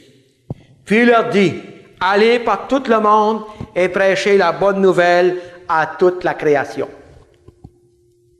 Donc, l'apôtre, Jésus dit à ses apôtres et à nous, croyants, allez par tout le monde et prêchez la bonne nouvelle à tout le monde, à toute la création, à tout le monde. Dites-moi, franchement, honnêtement, est-ce que je vous ai prêché une bonne nouvelle? Est-ce que je vous ai emmené une bonne nouvelle aujourd'hui? Les témoins de Jéhovah vont peut-être frapper à votre porte, vont dire, on a une bonne nouvelle à vous partager. Mais ils n'ont pas de bonne nouvelle. Ben, dites-moi, que vous pouvez passer de la mort à la vie, vous pouvez passer des ténèbres à la lumière, vous pouvez passer de la puissance de Satan à Dieu, vous pouvez naître de nouveau, vous pouvez avoir la joie d'être né de nouveau, d'appartenir à Dieu, d'être pardonné, d'être un chrétien pardonné. C'est pas une bonne nouvelle, ça? Moi, je vous dis que c'est une bonne, en tout cas pour moi. Jésus d'aller maintenant prêcher cette bonne nouvelle à toute la création. Je vous ai prêché cette bonne nouvelle. Moi, maintenant, c'est fini pour moi. Mais regardez maintenant pour vous. Vous êtes beaucoup plus coupable de ce que vous avez écouté cette cassette que vous étiez avant de commencer. Parce que là, maintenant, vous ne pourrez pas dire à Dieu, vous ne le savez pas. Il dit maintenant, allez par tout le monde et prêchez la bonne nouvelle à toute la création. Celui qui croira et qui sera baptisé sera sauvé. Celui qui croira à la bonne nouvelle et qui sera baptisé, Dieu dit, il sera sauvé, cet homme-là, ou cette personne-là, ou cette femme-là. Mais il va plus loin. Mais celui qui ne croira pas sera condamné. Maintenant, j'ai une chose à vous dire. Vous ne pourrez plus jamais dire à Dieu que vous ne le savez pas. Et le fait d'avoir écouté cette cassette vous a rendu beaucoup plus coupable devant Dieu si vous ne l'acceptez pas comme votre sauveur. Qu'est-ce qu'il faut faire maintenant pour être sauvé? Il faut premièrement, comme je disais tout à l'heure, je le répète parce que c'est important, il faut premièrement se convertir à Dieu et non pas à une religion. Il faut se repentir. Et la repentance, c'est tout simplement faire un détour. La Bible nous dit que nous sommes tous pécheurs, Romains 3, 23. Et aucun homme est bien devant Dieu. Nous sommes tous pécheurs, nous sommes tous privés de la gloire de Dieu. Ça, c'est vous et moi. Nous sommes tous dans le même bateau, on se va tous dans la même direction vers la mort. Et l'enfer, si on ne se convertit pas. La Bible nous dit, convertissez-vous, repentez-vous. La repentance, c'est tout simplement comme ça. Je m'en allais comme ça. Tout à coup, je raconte Dieu, Jésus-Christ. Et je comprends qu'il est mort à la croix pour moi. Je me répands de mes péchés. Je lui demande pardon. Et je reconnais que j'ai brisé la loi de Dieu et que je suis coupable et que je mérite l'enfer. C'est ça d'être sauvé. Il faut que je reconnaisse cela. Reconnaître que ma religion ne peut rien pour moi, ni ma famille, ni personne, mais que Jésus seul. Et là, par un acte de foi, je demande pardon au Seigneur Jésus-Christ. À genoux, devant lui, j'avoue mes fautes. J'avoue que je suis pécheur, puis je lui demande pardon avec un cœur honnête et repentant. Dans vos mots à vous, vous n'avez pas besoin de faire un discours. Reconnaissez ceci. Ensuite, remerciez-le de vous avoir pardonné. Et levez-vous en ayant cette assurance que vous êtes sauvés. La Bible nous dit, Apocalypse 3, 20, voici, je me tiens à la porte et je frappe. Si quelqu'un entend ma voix et ouvre la porte, j'entrerai chez lui. Je souperai avec lui et lui avec moi. Jésus, cet après-midi, aujourd'hui, a frappé à la porte de votre cœur. Il a frappé à la porte. Vous avez attendu sa voix. Maintenant, c'est à vous d'ouvrir la porte. Si vous n'ouvrez pas la porte, Jésus n'entrera pas. Jésus ne défonce pas les portes. Il entre quand vous l'ouvrez. Et quand je rouvre la porte, j'invite. Et quand quelqu'un frappe à ma porte, moi, si je ne veux pas ouvrir, il va rester dehors. Et vous, pareil. Et Jésus, c'est ce qu'on fait avec Jésus. Il frappe à la porte, mais on dit, toi, reste dehors, je ne vais pas besoin de toi. Avez-vous ouvert la porte à Jésus? Avez-vous invité Jésus? Et moi, je l'ai fait. Et quand j'ouvre la porte et j'invite Jésus à rentrer dans ma vie, maintenant, je suis un chrétien, parce que je me suis repenti, j'ai reconnu que j'étais pécheur, je lui ai demandé pardon, et j'ai ouvert mon cœur et j'ai invité Jésus à prendre place. Et maintenant, la Bible nous dit que je dois me détourner du péché. Je dois me détourner du péché. Je ne dois pas retourner où ce que j'étais. Et si vous avez des choses dans votre vie qui n'est pas réglées, doivent être réglées. C'est ça un chrétien. Ceux qui m'ont connu avant de venir au Seigneur le savent très bien. J'ai été 3 ans dans l'armée, et ceux avec qui j'étais dans l'armée, si vous direz aujourd'hui que Fernand Godin prêche l'Évangile, il n'y en aura aucun de ceux-là qui vous croiraient, parce qu'ils m'ont connu. Mais gloire soit rendue à Dieu, Jésus a transformé mon cœur, il a enlevé mon cœur de pierre, il a mis un cœur de chair. Et il n'y a aucun péché que Dieu ne peut pas pardonner, sauf le péché contre le Saint-Esprit. Souvenez-vous du brigand à la croix, qui est mort avec Jésus, qui était un voleur, un meurtrier, et à la fin de sa vie, il a tourné ses regards vers le Seigneur Jésus, et lui a dit, souviens-toi de moi quand tu rentreras dans ton règne. Et Jésus a dit, aujourd'hui même, tu seras avec moi dans le paradis. Voilà c'est quoi le salut. Et en terminant, je vais vous donner un petit exemple. Pour terminer, pour vous faire comprendre. Un jour, c'était un homme qui avait beaucoup d'argent. Et puis, un exemple, c'est moi. J'en ai pas d'argent. J'en veux pas non plus. Je suis heureux comme je suis là. Par exemple, j'ai beaucoup d'argent. Et puis, je viens de Montréal. J'arrive ici à Tursault. Et puis, je loue une salle. Puis, dans la salle, il y a 50 personnes. OK? Puis, moi, avant de partir de Montréal, j'ai pris 50 enveloppes. Des grandes enveloppes blanches. Avec, dans chacune des enveloppes, un billet pour aller en Floride, aller-retour, tout dépense payée. C'est moi qui paye ça. J'ai 50 billets, j'ai 50 enveloppes. Et puis, j'arrive à Tursault ici. Puis, je loue la salle. Et dans la salle, il y a 50 personnes. J'ai 50 enveloppes, il y a 50 personnes, vous êtes d'accord avec moi que j'ai une enveloppe pour tout le monde? Oui, c'est vrai, une enveloppe pour tout le monde. Et je paye pour tout le monde. Maintenant, je mets une condition. Je mets les enveloppes sur la table, puis je dis au monde, écoutez bien, Moi, là, je vous ai payé un voyage en Floride aller-retour. Dans l'enveloppe qui est achetée ici, il y a un billet avec tout ce qu'il faut pour aller en vacances pour 2 semaines. C'est moi qui vous paye ça. Maintenant, si vous voulez avoir le billet, il faut que vous veniez le chercher. Mais moi, je n'ouvre pas l'enveloppe pour leur montrer le billet. Là. Non, non. C'est complètement cacheté, ça. Ce que je demande, c'est qu'ils viennent le chercher. Pensez-vous que les 50 vont courir? Pas du tout. Tout de suite, il y en a un qui va commencer à dire, oh, oh, oh, oh. Il vient de Montréal, celui-là. Il pense qu'il va nous avoir, hein. Il pense qu'à Torso, on est du monde. On n'a pas ton ville, hein. On connaît rien. Non, non, non. Moi, je ne me ferai pas poigner. Mais je suis sûr quand même qu'il y a quelqu'un ici qui va se faire prendre. Et j'ai hâte de voir qu'est-ce qui va se lever. Et moi, j'attends. Qui va venir? Personne ne vient. Et tout le monde se donne des coups de coude. Tout le monde dit, ouais, non, c'est une farce. C'est bien qu'il n'y a rien dans l'enveloppe. Il n'y a pas qu'une histoire. Personne ne vient. Tout à coup, 15 minutes après, il y a 5 qui se lèvent. Sur 50, il y en a 5 qui se lèvent, qui viennent chercher l'enveloppe. Puis qui allent s'assire. Moi, quand j'ai vu qu'il n'y a plus d'autres qui viennent, je ramasse les 45, je les mets dans ma serviette.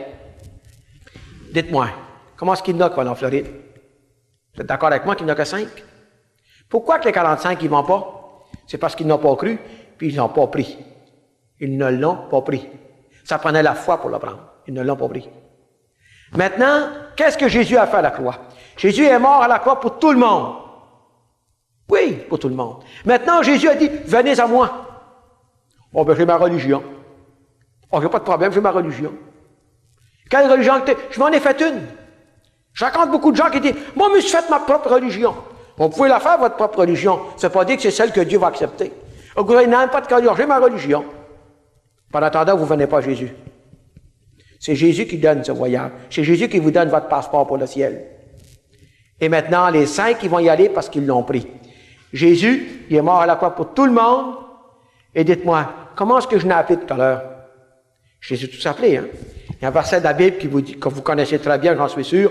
Beaucoup d'appelés et peu d'élus. Comment je l'ai appelé tout à l'heure? Je l'ai appelé 50. Comment est-ce qu'il y en a quand tu es élu? 5. Maintenant, beaucoup d'appelés, peu d'élus. Dieu, à travers de cette cassette, cet après-midi, Dieu vous appelle. Dieu vous appelle à vous repentir. Dieu vous appelle à reconnaître votre besoin devant lui. Parce qu'un jour, vous allez mourir et vous allez faire face à Dieu.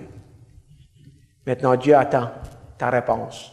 Est-ce que tu veux être celui qui a été appelé, mais qui n'a pas été élu? Ou bien non, si tu veux être de celui que Dieu a appelé, mais qui a été aussi élu. Que le Seigneur te bénisse et te garde. Et comme je l'ai dit tout à l'heure, mon nom c'est Fernand Godin. Je suis le pasteur de l'Église évangélique de Tursault. Mon adresse, c'est 139 rue Gagnon à Tursault. Mon code postal, c'est JOX 3BO. Et si ça vous intéresse d'avoir une visite, ça va me faire un grand plaisir d'aller vous rencontrer pour vous parler du Seigneur Jésus-Christ avec vous. Je ne vous parlerai pas de religion. Vous n'avez pas de besoin, vous n'avez assez d'eux. Vous n'avez pas besoin de Jésus-Christ. Que le Seigneur vous bénisse et vous garde dans sa grâce. Merci.